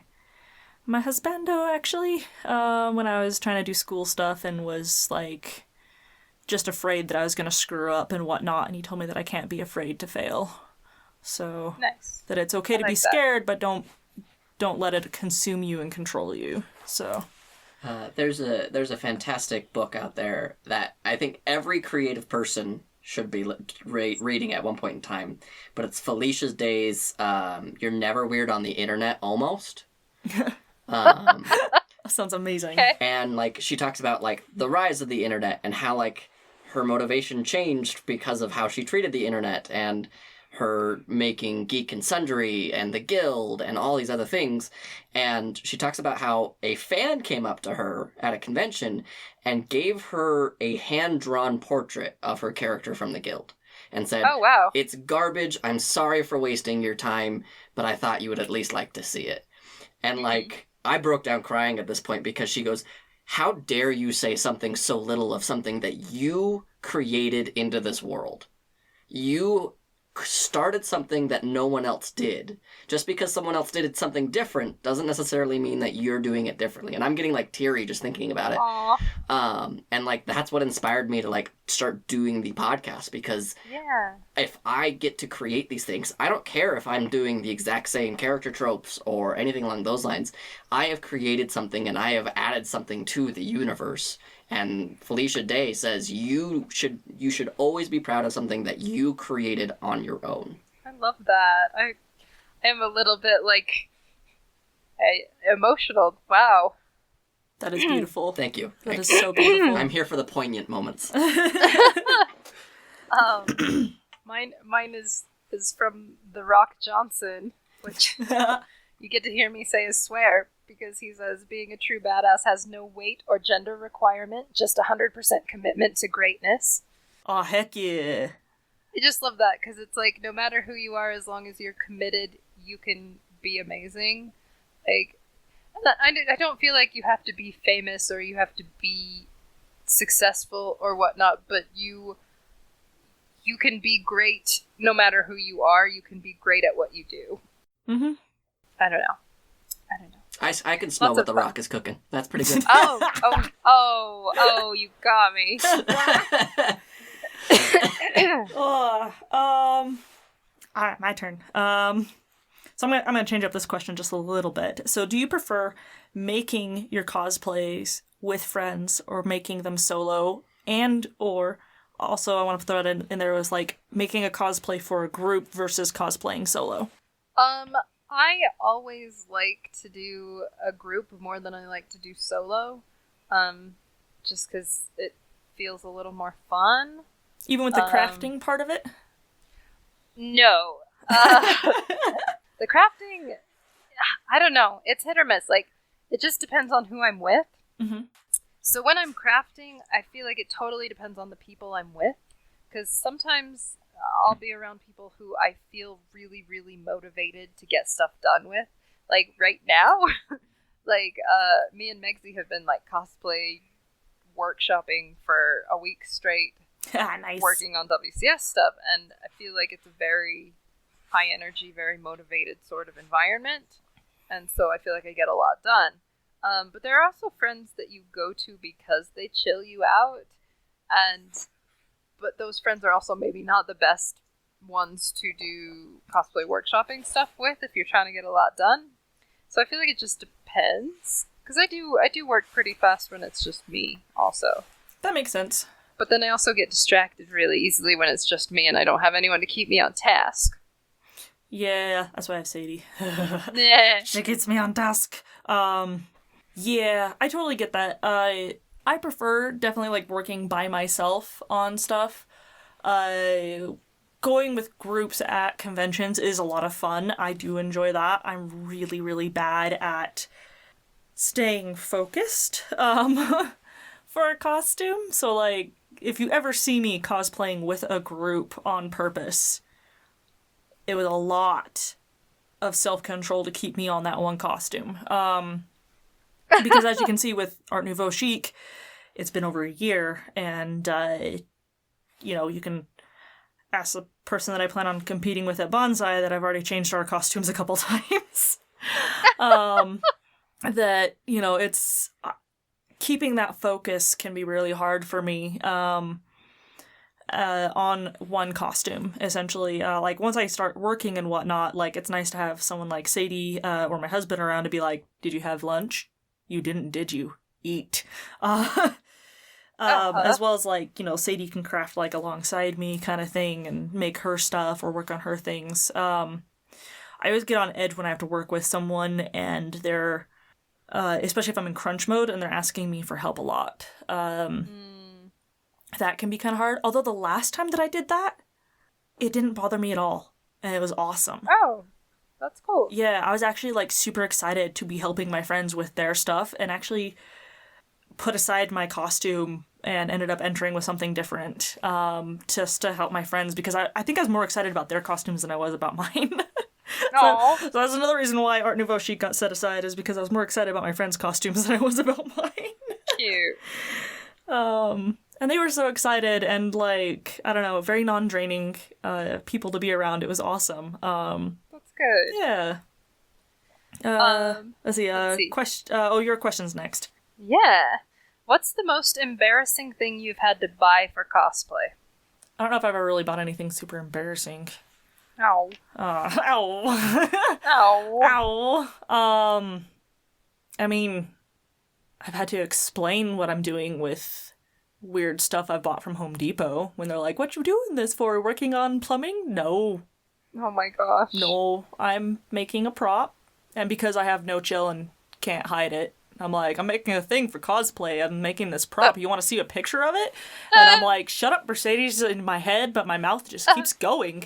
And they're like, oh, that's cool. See, I get the reverse problem because I don't like to talk about cosplays if I'm working on them publicly. And I had a job as a secretary where they'd let me hand sew at my desk. And once I was making a hat, because I was cosplaying Moondoggy from Eureka 7, and it's a pretty comfy costume, but he has like a bucket hat, kind of like just a big old wide brim bucket hat. Bucket hat. And I could not think of an excuse as to why I was sewing this hat when somebody asked me, and I just said, I just like wide-brimmed hats. And DJ, my friend, was like there when it happened, and he has never let me live it down ever. That's amazing. Like, and to this day, I'll still get, like, he'll bring up, so, made any wide-brimmed hats lately? I know they're your favorite. So. That's amazing. So what embarrassing things have you bought? Me? Yeah. I don't know, like, I feel like the most is just like cosplay, like underwear and under things you have to buy for cosplay sometimes. If you have a character who wears like garter belts or things like that, it can be like, I don't know, like it shouldn't be something I'm embarrassed to buy, but it usually is. Yeah. Went and bought a bikini I'll just top. buy it on the internet so no one can judge me there. No judging. What are your next cosplay plans? Oh, my next cosplay plans? Yeah. No, you're talking to someone else. No. David, what's your next cosplay plans? So for Anime Expo, I am doing Riku from Kingdom Hearts 3. Which is amazing. And I am hoping I can finish Link, the Vi Link version, that he gets the costume so he can run around Gerudo's town. And yeah. I'm also working on, let's see, I have the stuff with me just in case I have time before, if WCS stuff doesn't, like, drive me into the ground. I am working on a My Hero Academia uniform, because I just wanted one of their casual uniforms. I want to eventually cosplay Lemillion or Mirio Togata, because he's my favorite. Ooh. And he's going to be like one of the major character focuses in the new anime coming up. And the last one I have is actually Zelda from Breath of the Wild in her white dress. I'm excited for that one. Yeah, I have that one partly cut out, so Yay! see if I have time to do it. And now I'm like, do I want to make it short hair or long hair? I have an option now. Right? I love her short hair. It's so cute. I love it so much. Oh, I'm so excited for the sequel. Oh. Ah! Okay, let's not go down that rabbit hole. I know, I could do a whole episode on theories for that. Oh, yes. Anyway. I will go on forever. We'll get Melissa on, too. What is your favorite thing to watch when working on cosplay? Great British Baking Show. Because they're just... Me too! They're all so happy and uplifting and nice to each other. It's so cute. Also Archer, which is not uplifting and happy and nice to each other. That's fair. Recently, though, Good Omens. Good Omens is so fun. I need to watch that. It's you do. On my list. Need to. Should have done that while I was sick. Need. I got caught up on Attack on Titan while I was sick. Let's see, I also like watching Rick and Morty. Aha! And just like Adventure Time in the background. Because I've watched the whole thing and it's just like, I like it. It's happy. That's the hard part. It has to be something I've already seen. Yeah. Otherwise, I'll just try to watch it instead of work on my cosplay. Yeah, get focused on it. That's why I do podcasts instead. Yeah. Because also, like, what I might be working on is going to be really messy, and I don't want my computer or TV to get messy. So I can't listen to Night Vale while I'm working on stuff because I just, like, suddenly I'm like, wait, what happened? Where? What? I feel like that one, for some reason, I just have to focus on it, and it's just because it's so weird. Fair. I love that one, though. It's so weird. It's fair. I also love doing audiobooks when I'm working on stuff. I'm recently re-listening to the entirety of the Dresden Files because I am on book 12, Changes, so things are going to get very upsetting soon.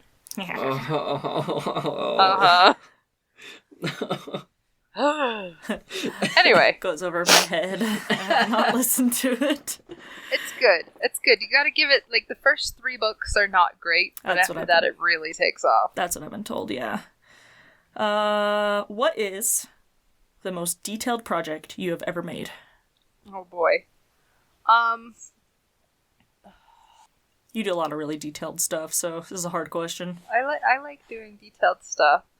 I would have to say Lana from Hyrule Warriors DLC version of her costume. Yeah, it was really detailed.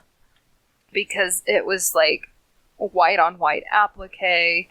It was tiny little jewelry. It was like things on hats. It was bracelets. It was feathers. It was shoes. I did custom printed tights. I did hand-sewn sequins. I did it was just a ton. Yeah, it was a lot. Yeah. Let's see. Yeah. How about you? Aloy. Hands down. She's I'm probably the most shocked. complicated thing I've ever... most detailed and complicated thing I've ever put together. Yeah. Dat armor. If you could visit the fictional world of anyone you've cosplayed, which would it be? I mean, I'm screwed unless I am that character. Like, I'd love to go because one of my first cosplays was my D&D character. And so I'd love to go there, especially if I get to be that D&D character. Nice. I'm claiming that that's me. So yeah, no, I that would be a lot of fun. Dragons are real. Heck yeah. Nice. Well, now I can't pick D&D. Different worlds though. We're fine. Yeah, that's true.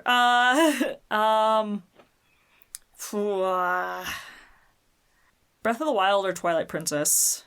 Ooh. I really love those worlds, and Horizon Zero Dawn, of course, but I don't know, I just really love the fantasy aspect of those two, and just, like, fighting monsters, and I like the darker side of not Breath of the Wild, of Twilight Princess a lot. So, what about you? Oh, gosh. Like, I like all the Legend of Zelda ones, but I feel like I would be in so much peril. I feel like I'm kind of torn. I love so many of the Final Fantasy worlds. I think 8 would be really fun, because you have a lot more technology, you have space travel, and the Kingdom of Esthar is, like, super advanced with all kinds of fun stuff. But I also love the aesthetic of 9, where it's all, like, it's just beautiful, like, everything looks like it's out of a painting. Gorgeous. And it just has, like, this old school, like, high fantasy, in some places almost a little steampunky sort of feel to it, and it just would be gorgeous. But then, like, I love aesthetic things about almost every Final Fantasy. I would say 15, but it's basically doing a road trip with your friends across the U.S. Yeah. So, yeah. Occasionally you'll fly away, but that's a ways away. Yeah. Gotta get the rocket car to do that. Yeah. Now we've talked about a bunch of video game worlds. What's your favorite video game? Oh, why would you do me like this? Gosh.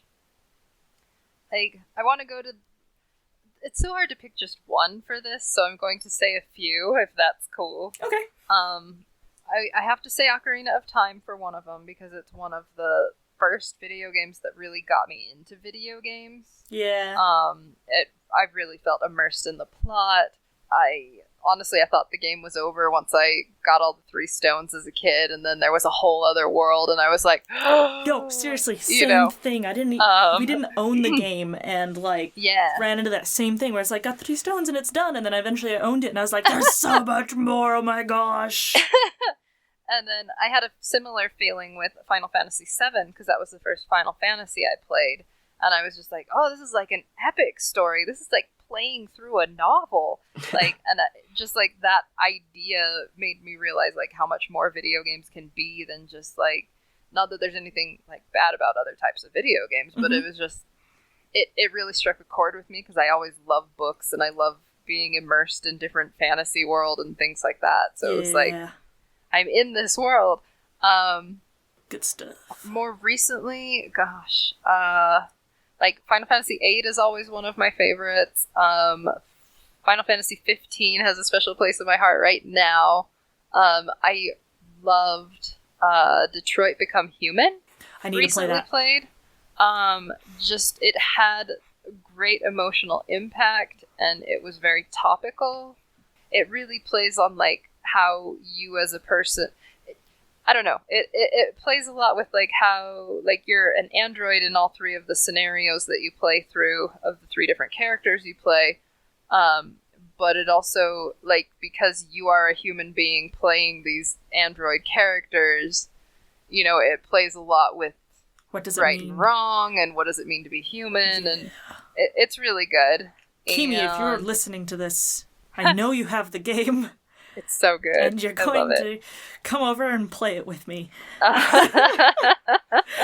And Connor's so much fun. I love him. Yeah. And I've recently finished Nier Automata, and I really, really loved just aesthetically so much about that game.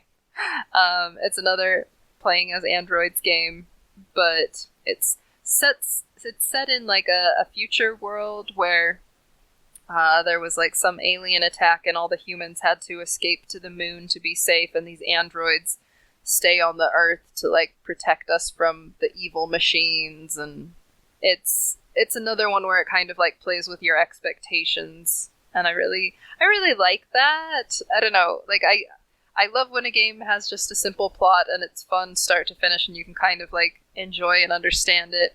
Like I recently played the Liar Princess and the Blind Prince, and it was a very straightforward story, but it was so cute and you could finish it in like 3 hours. And but I also love ones that like play on like, this is the trope and this is what you expect and we're not doing that. Yeah. Kind of a thing. So sorry, I got really long-winded with that one. That's good. Like, I'm just like, yes, video games. Yeah. I could do I should do an episode on just video games and just how much on I love video them. games. We'll talk about Zelda Theory. We'll talk about all the video games we love. I'll give you like my top 30 list. It sounds like we need to start a new podcast. There we go. It's the dangerous. Cosplay video game podcast. Yes. Because, oh man, I love video games. Oh, okay. All right, your turn. Yes. Okay. We all know what my favorite video game is anyways. What is yours, David? I'm going to say Borderlands right now because that is just fantastic. BioShock, because it turned such a fantastic premise on its head of like, it's just a regular shooting game. Oh wait, no, there are consequences. One game that I really want to just throw out there is Everyone's Gone the Way of the Rapture, which is it's a very slow game. It's one of those games where you just walk around and you learn story stuff. But you wake up and everyone in this small little England village is gone. And there's just this spectral, glowy, glittery thing. Like, you're following Tinkerbell. And you walk around, and it leads you to a spot, and you see that spot, and it's, it, like, then plays a memory.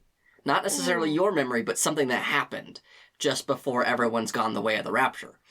And the very first chapter is about a priest who's lost his faith.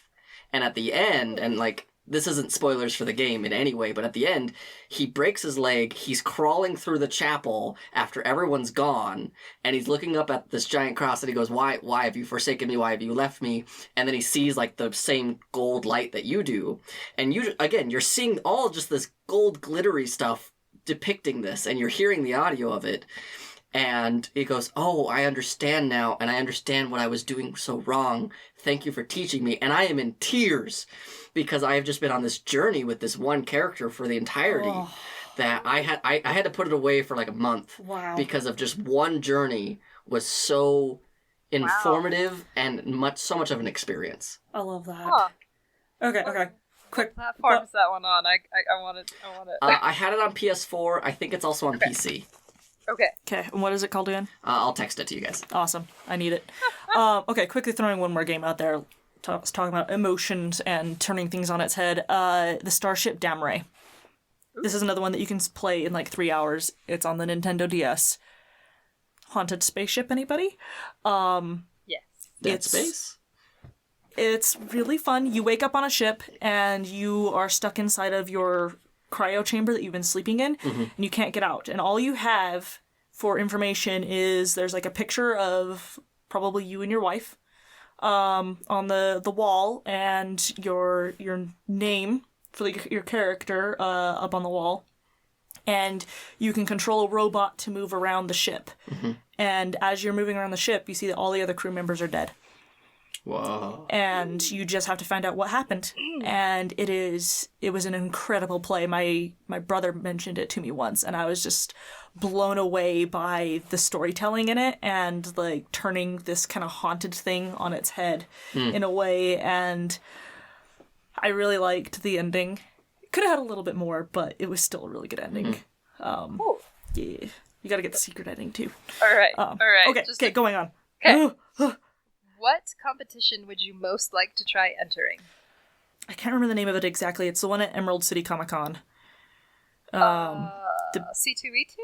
C2, yeah, I think it's, C2E2. I would really like to try.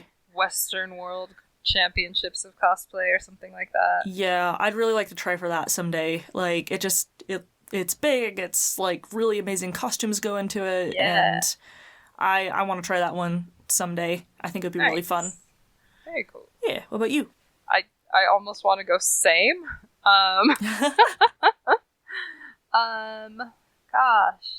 I don't know, I really like WCS. I like the international ones, so maybe I want to try some of the other competitions. I really want to try CICAF, CICAF, which is like a China one. There's I think it's ICL or IGL, I can't remember, but that one's in Spain. Yeah, there's just a lot of opportunities to like go international and meet people from around the world. Go around the world. Yeah. All right. Next question.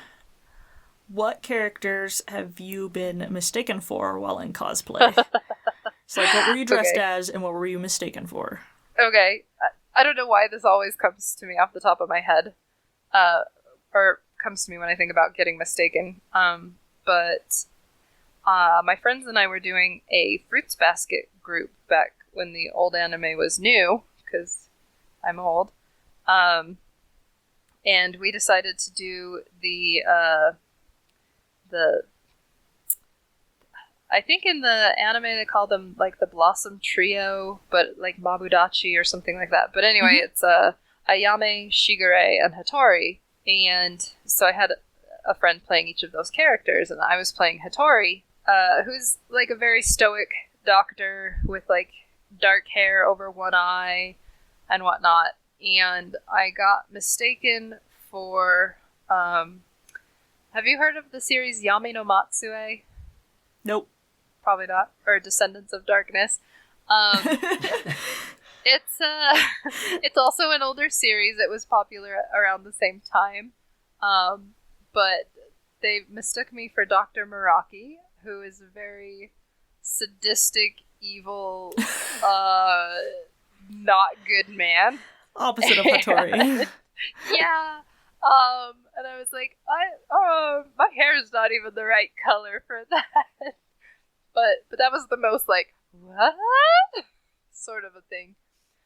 But I do want to steal my friend DJ's, because my favorite of his, he was doing Phoenix Wright. Yeah. And he was doing Phoenix when he's young and in college, and he has this bright pink sweater that has a heart shape on it, in red, and a big letter P for Phoenix on it. Mm-hmm. And then he wears like a little face mask because he's sick at the time. And it's a pretty casual cosplay. It's mostly like the sweater and the face mask. Yeah. But he was walking around a convention and had someone walk up to him and say, "Are you cosplaying Pepto-Bismol?" Because they saw the bright pink and they saw the letter P and that he was sick, so they were like, "Pepto-Bismol?" That's amazing. Oh, we should cosplay medicines. Just kidding. Oh boy. Right. How do you get around cosplay roadblocks, or what do you do when you get stuck on something? I will probably go and work on something else. Switch to something else, whether it's another cosplay item or, working on stuff for work, drawing, go watch a movie. I'll just take a break from it, and just do something else, and then come back to it. And, hopefully not take over a year to come back to it. This is a really bad question to ask me right now, because Art Nouveau Chic is so late. So past her deadline. Oops. It happens. Yeah. Yeah, what's your advice on that? Oh, geez. I usually, will research how someone else has done it, if I'm stuck on a specific spot, or if I'm not sure how to tackle it, or if I'm doing it for the first time, I'll go look and see how someone else has done it. And usually just seeing someone else work on a thing that I'm also working on. Is like, oh yeah, I should get on that. Yeah. What has been your favorite panel to host or guest for? Oh, that's a hard one. That's hard because like there's so many different reasons. Mm-hmm. Like I really love doing a body positivity one because I leave feeling so much better, not just about myself, but like in helping uplift other people. Yeah. I hosted a JoJo's panel once, and that was super fun because I just spouted JoJo's nonsense at people for like an hour and a half. I did, oh gosh, Melissa and I did one that was, we called it Jello Shots After Dark, because Green Jello cosplay. And it was literally just like all the ridiculous shenanigans and embarrassing stories and behind the scenes stuff that has happened. So that was fun. Oh, you know what was super fun? was just last year or the year before at A-Kon in Texas. Was there as a guest and got invited to be on the lip sync tournament. Ooh. Like, kind of like that lip sync thing they do on TV. Yeah. Melissa and I were there in costume as Taco and Loop. Yeah. And we did Rihanna's umbrella. And we were like one of the, because I had my Umbra staff. Oh, that's so amazing. We were one of the only ones that had like props and stuff, because it was mostly like the voice actor guests, and they got into it. They were really fun. But we had props, and we brought this like giant stack of fake bills. And we set it on the table next to the voice actors. And there's this one part where I was like dancing around and basically doing like, I don't want to say like a strip tease, but a little bit of strip tease as Taco on stage, like dancing on the floor sort of a thing. And they just like didn't even need to be told. They just start like shoveling the bills, making it rain. And I was like, this is the best ever. So oh, that's amazing. It was ridiculous, but it was super fun. I love that. How about you? Me? Yeah. My favorite panel, I really enjoyed guesting for the one at Anime Los Angeles where it was the Cosplay Roundtable. That one was a lot of fun, really well run, a lot of good questions and whatnot. And like all the panelists were amazing. It was really cool to meet those amazing people. Cool. And sit up there and be like, do I belong up here? Oh my gosh. Imposter syndrome, I'm telling you. Yep. What's the biggest mistake you've tried to hide on a costume in judging? Well, I mean, I've told you about the one. I think... Okay, the Hole in Wonder shirt was pretty bad because it was not repaired at all. Covering that up was fun. Because I was like, I'm gonna go fix this. I think the other one would be that, like, no one realized that Sayaka's blade had been broken into. Nice. Because, like, I pointed it out because I was like, look at this amazing, like, fix job that my husband and I did to put this back together. Because, yeah, I sat on it and broke it in half, and it was really cool that we were able to put it back together and make it look essentially seamless, like it had never been busted at all by my butt. Yep. Yeah, I think that one was incredibly clever of like, look at this, it doesn't look like it's ever been broken. Nice. Yeah. How about you? Oh, I had another one where, like, I think you were judging at this one too. You see all my flaws. No, you were competing at this one. This was at Fanaticu. Mm-hmm. When I was there with Half Prince, and Lexus was Doll, and we walked into judging, and one of her hair thingies popped off. Oh no. Like, right in front of the judges, and I just, like, caught it and just, like, handed it out. I was like, here, check this out, look at this. It totally stays on. Like, I took it off to show you guys. No, it popped off her head, and I caught it. Nice. Just roll with the punches. Good. That's a good one. because I know I have had some where I'm just like, I hope they don't see this. I hope they don't see this. Rena had a needle in her costume. Like a needle still on the thread. Oh no. Oh, I almost forgot about that. That was amazing. That is pretty awesome. Oh. I could tell you one where a judge caught something that I was dumb and did. Yeah? So this was when I was doing Dagger from Black Butler, from the circus group. And he has his skirt tied on one side, and I had left the hotel in such a hurry that I had just tied it on, and I didn't really, check what side it went on. And I went down to judging, passed them my reference, and the judge actually pointed it out. They're like, this is on the wrong side. And I was like, I could literally just flip it and turn it. It's fine, but oh, I felt so called out. Yeah. Nice. Yeah. What is the best in-character interaction you've ever had? Oh, that's hard. That's a hard one, because, I get super embarrassed, so I don't really do a lot of the in-character stuff. Me too. I feel like most of the, in-character interactions have been, things people have done to me while I was just happened to be cosplaying that character. I don't even know, I'm so bad at this. I used to do cosplay chess a lot, and those are kind of fun because you get to see, different characters interact that you basically never would in the real world. And they kind of play it like wizard's chess, but you fight each other, and it's all kinds of fun. I love those, actually. Oh, good. But it's hard to, pinpoint just one.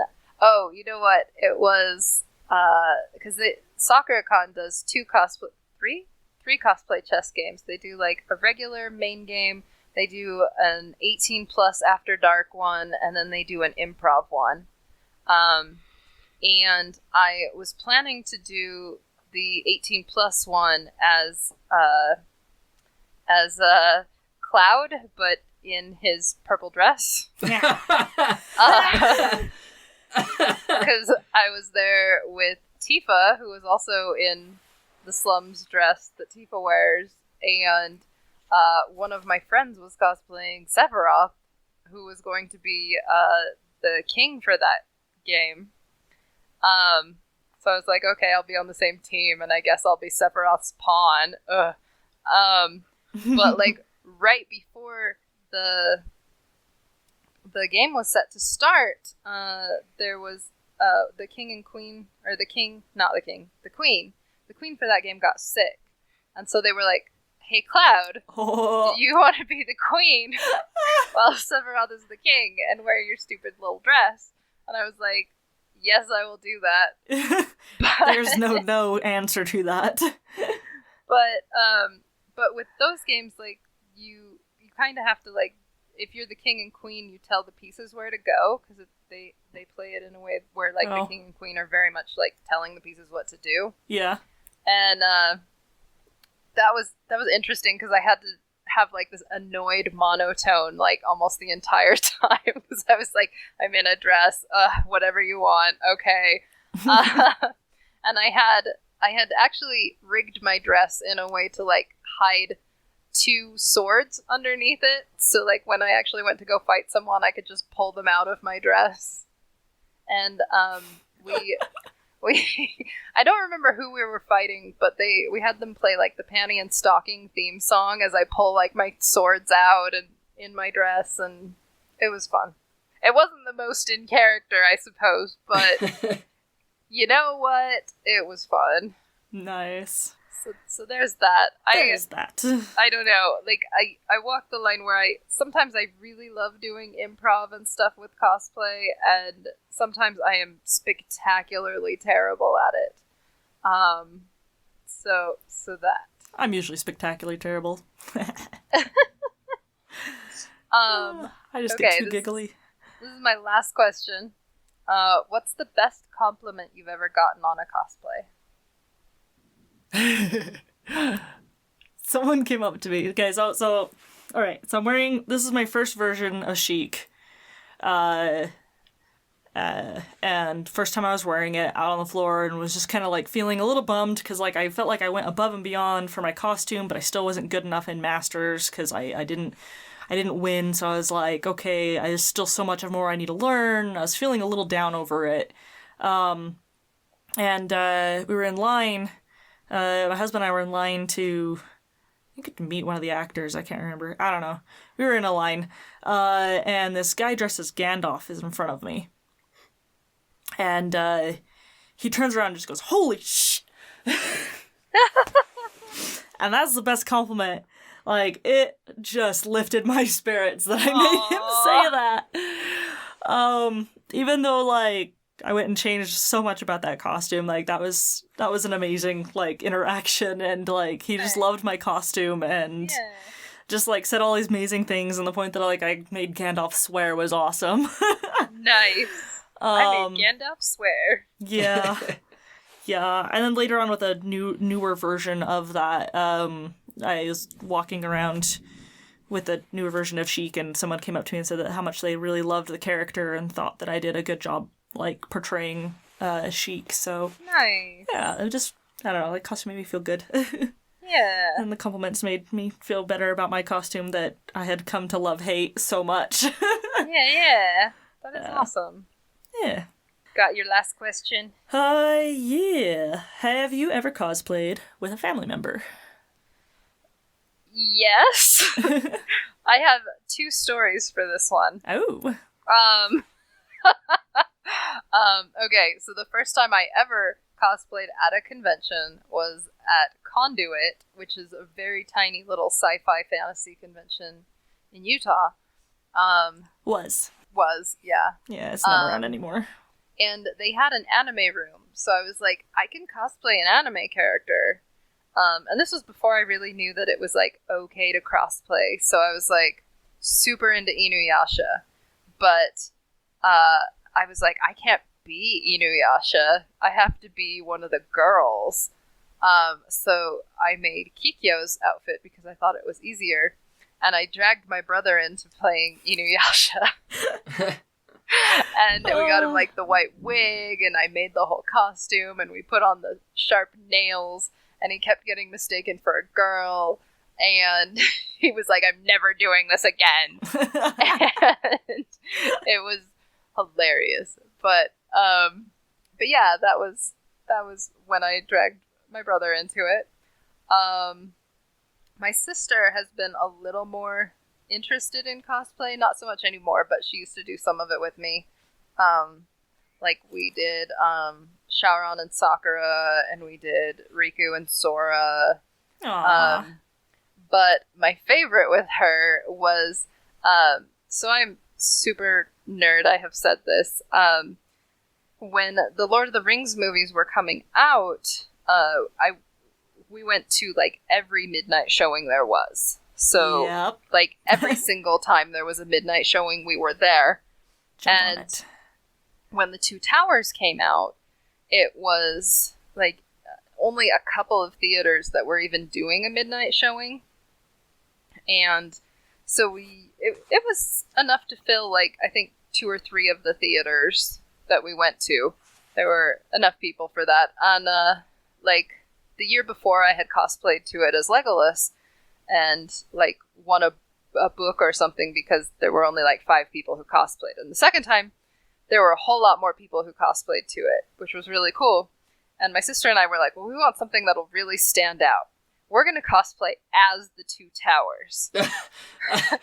And so we got... Oh, I remember this now. And I can send you a picture of this because it's ridiculous. You should. But, like, I went as the Tower of Mordor and she went as the Tower of Orthanc. And, like, we just got these cardboard boxes that we sloped to make into towers and added spikes to. And then we had, like, on hers, she had, like, a hat that had the 4 little spires that stick out the top, and then she had this itty-bitty Saruman figurine that she glued to the top of it. And for mine, because I was doing Mordor, I had gotten one of those electric, like, you know those little ball things where you put your finger on it and the electricity follows your finger? Yes. I got like a battery-powered one, and I glued it to the top of, like, I cut a Viking helmet so it was flat on the top, and then I stuck that in to be the eye, and I wrapped it in, like, orange cellophane, and then I had the, like, Viking horns sticking up on either side that I painted black. and so we were the two towers, and I was very upset because we were super excited to be in the costume contest, and when they started asking, like, who's going to be in the contest, who wants to enter, we were like, oh, we want to enter. We made these specifically to enter. We were very excited about it. And I had never been dismissed so quickly. This lady looked us up and down and was just like, I don't think you fit into our contest. And me, being sassy little me that I was like, well, we've prepared a dance. And she was like, really? And the funny thing was we kind of had, but it was like this really cheesy, like, da-da, da-da, da-da, where we do our own theme music as we, like, spin in unison. And we did it, and she looked at us, didn't say a word, and walked away. And I was simultaneously like, take that, but also, like, rude. Rude. Oh, that's so good. So that's my story of cosplaying with family. That's how you cosplay with family. I like it. Right. I like it. So is that all our questions? Yeah, I think it's so. Like the longest episode to date. Yeah. Sorry, David. I got the time. We do have some horror stories. If you have stuck around this long, so did you want to go first or should I? I'll go first. Do it. I've got the one in the email. Okay. Alright, so this one says, hello. First I want to say that I love this podcast. I binged all of it over 5 days and has successfully brought an end to my 6-month crafting dry spell. Mostly I needed a break, but I'm ready to get back into it again. Yay! Hey. So this is from DeKaufman. So I planned to go to this one convention very last minute, maybe a week or two before the actual con. I let my friends know, and I don't know how we decided, and we decided to do Sailor Scout versions of our favorite Voltron characters. Nice. That's pretty awesome. I designed our cosplays the next day and got to work on the actual outfit soon after. That itself was a miracle because I'm awful with procrastination. Or are you great with procrastination? Just awful against it. No, I'm just kidding. Okay, so soon the cosplay was complete, but then came the bad part. I had volunteered to make all 3 of our props and tiaras. Oh no. I knew I could make them fairly quickly, so I left them off to the last couple days before the con. There wasn't anything riding on this con, just having fun with my friends, but me being me, I absolutely have to have everything done in time. So I pulled an all-nighter and finished everything. Fast forward to the ride to the con. My mom was driving me, and halfway there my body just decided to shut down. I couldn't move my arms and legs, and they felt like they were waking up after falling asleep for about 10 minutes.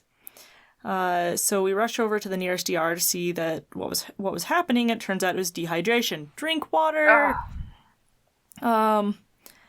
Add to that, I hadn't eaten much besides M&Ms and hadn't slept in over 24 hours. So if you're crunching, make sure to take care of yourself. Needless to say, I definitely pay better attention to taking food and water breaks during every subsequent con crunch.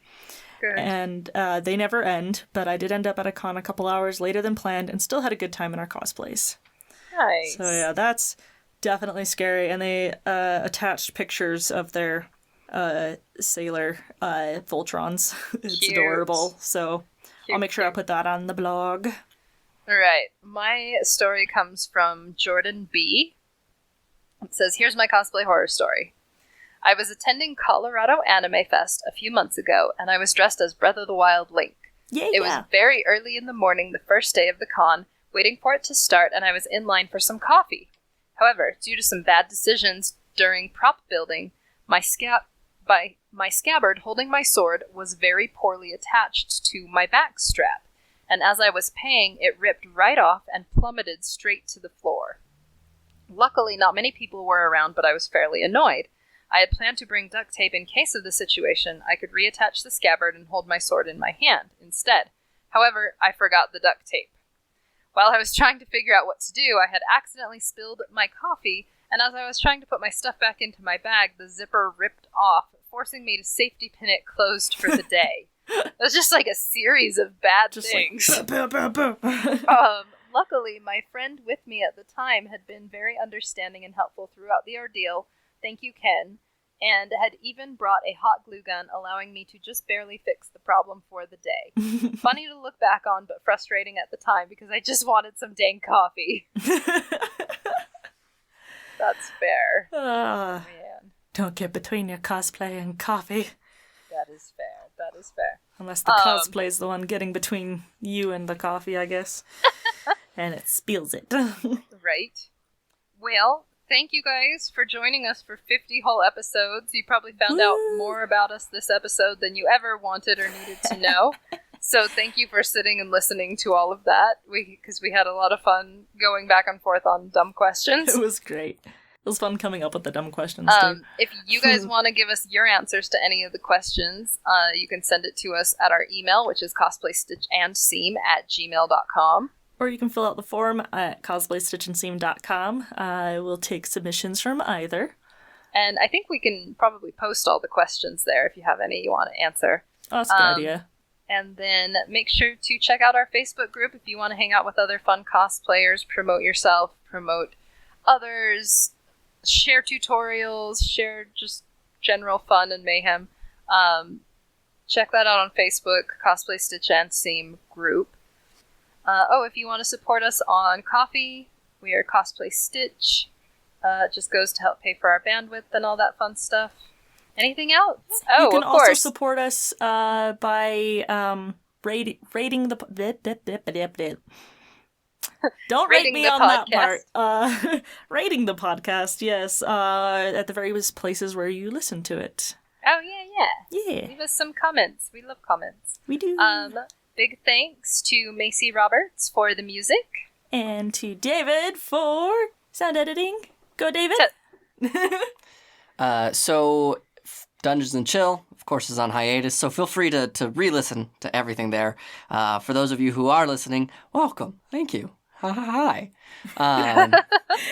Comic Trades Monthly. Next month, we are going to be talking about Matt Fraction's Hawkeye run for Volume 1. One of my personal favorites. And we just finished reading Batman, the Blue, the Gray, and the Bat, and it was so terrible. Oh no. Man. If you want to hear me talk about some really, just how much I hated a comic book, and I can find something to love about almost everything, this was bad. Oh no. So go listen to Comic Trades Monthly for that one. Okay. That's amazing. All right.